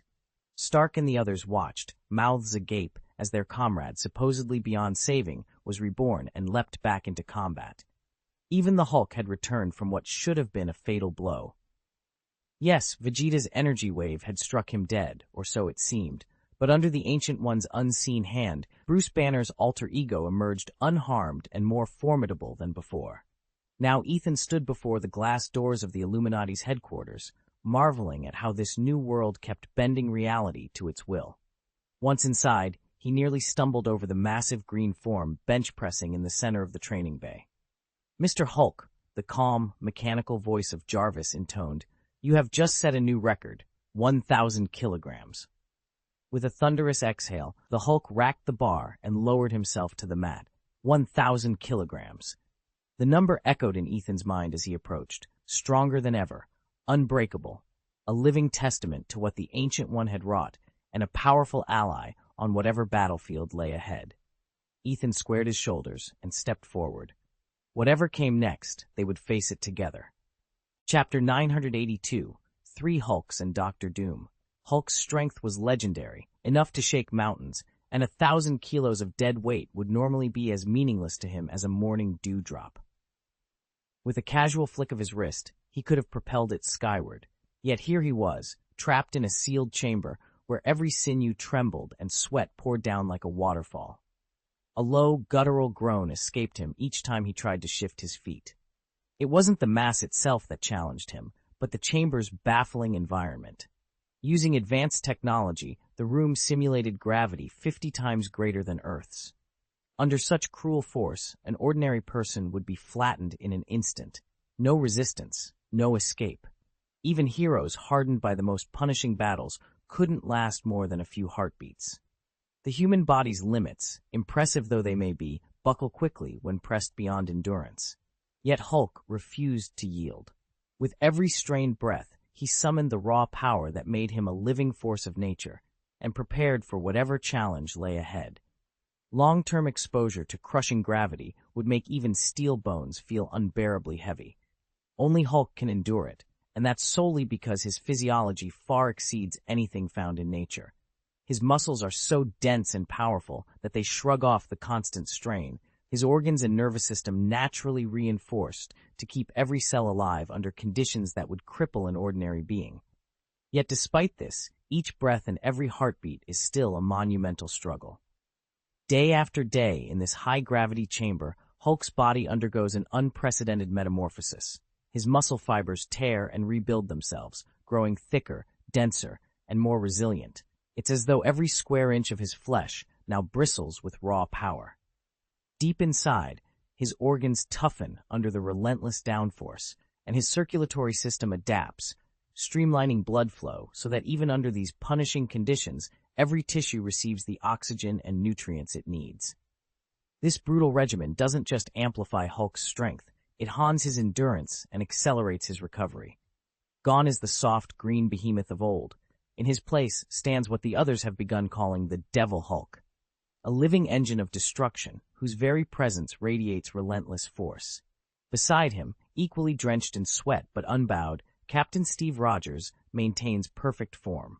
Even in Steve's formidable frame, the oppressive gravity tests every fiber of his being, but no one else could match Hulk in raw power, nor the resolve it takes to train like this day after day. Together, they push one another, turning agony into improvement, forging themselves into weapons no enemy, no matter how cosmic, would dare challenge. Ethan stood in the chamber, no longer the patriotic soldier in a Stars and Stripes uniform, but a towering blue behemoth, his own version of the Hulk. Black Caesar had unlocked this transformation, and Tony Stark's tongue-in-cheek moniker, Blue Smurf, had stuck ever since. The mutation had not only reinforced Ethan's flesh and bone, but granted him strength on par with the Green Hulk. Though his enlarged frame looked savage, his resolve remained rock steady. He had accepted the physical agony and solitude that came with this power if it meant keeping Earth safe. His discipline in the gravity chamber matched, even rivaled, that of the Green Hulk himself. Ethan spent nearly every waking hour inside, pushing his limits 20 hours a day. At 50 times Earth's gravity, each lift, each punch, felt like moving mountains, but this relentless trial was exactly what he craved. Pain was the price of improvement, and with every grueling session, his power climbed to new heights. They weren't alone. In the adjacent bay, General Thunderbolt Ross, now the Red Hulk, gritted his teeth under the same punishing G-forces. A veteran 4-star general, Ross had become a red-skinned giant after a classified lab accident. Though their origins differed, all three Hulks shared the same goal: transcend their limits and stand ready for whatever threats loomed on the horizon. Ethan's temper might have been legendary, but when it came to facing a powerful opponent, he was always the first to charge in, letting his actions speak louder than any words.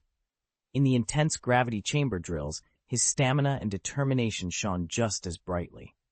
Now, alongside two other Hulks, each boasting a different power set, Ethan trained with a single purpose: to grow stronger for whatever unknown threats lay ahead.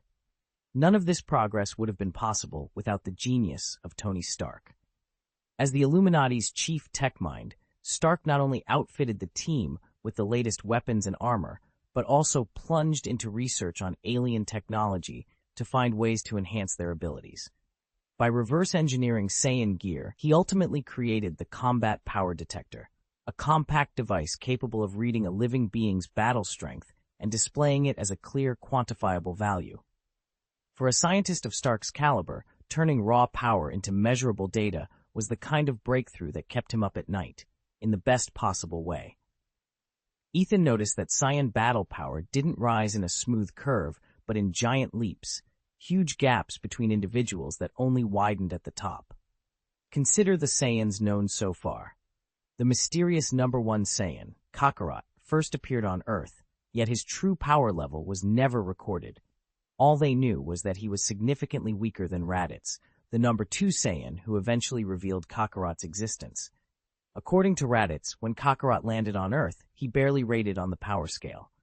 Raditz himself registers at 1,500, enough to sweep the planet and render human defenses almost meaningless.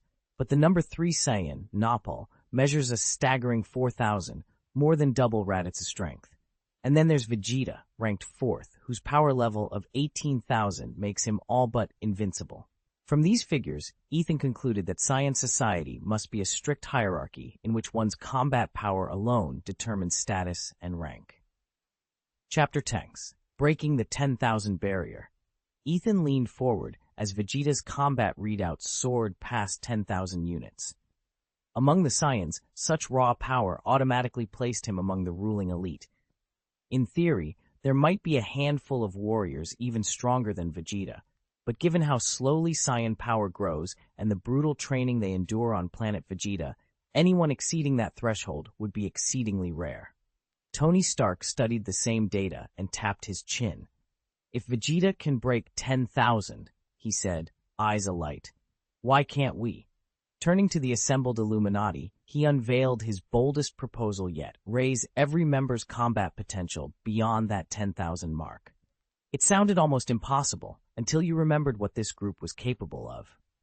Through a combination of advanced scientific regimens, bespoke equipment, and flawless teamwork, Tony believed they could shatter current limits and stand ready for any threat.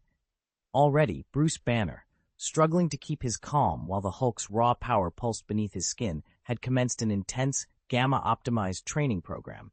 Steve Rogers ran daily drills in a vibranium-reinforced simulation chamber, refining every super soldier serum enhancement. Even Thaddeus Thunderbolt Ross, now the Red Hulk, endured brutal endurance challenges, determined to match strength with speed. They all knew why it mattered. In their last confrontation with Vegeta's invasion force, Dr. Doom had resorted to summoning a demon to possess him, granting him inhuman sorcery just to stand a fighting chance against the Saiyans. His drastic gamble had worked, but it was a stark reminder: the universe was full of dangers that outpowered even the strongest heroes. As holographic schematics glowed around them, Ethan exchanged a determined glance with Tony. The road ahead would be grueling, but they were united by a singular conviction. Once every Illuminati member broke that 10,000 barrier, no invader, whether Scion, Screw, Lel, or some threat yet unseen, could ever hope to conquer Earth. And that, Ethan knew, was a promise worth fighting for.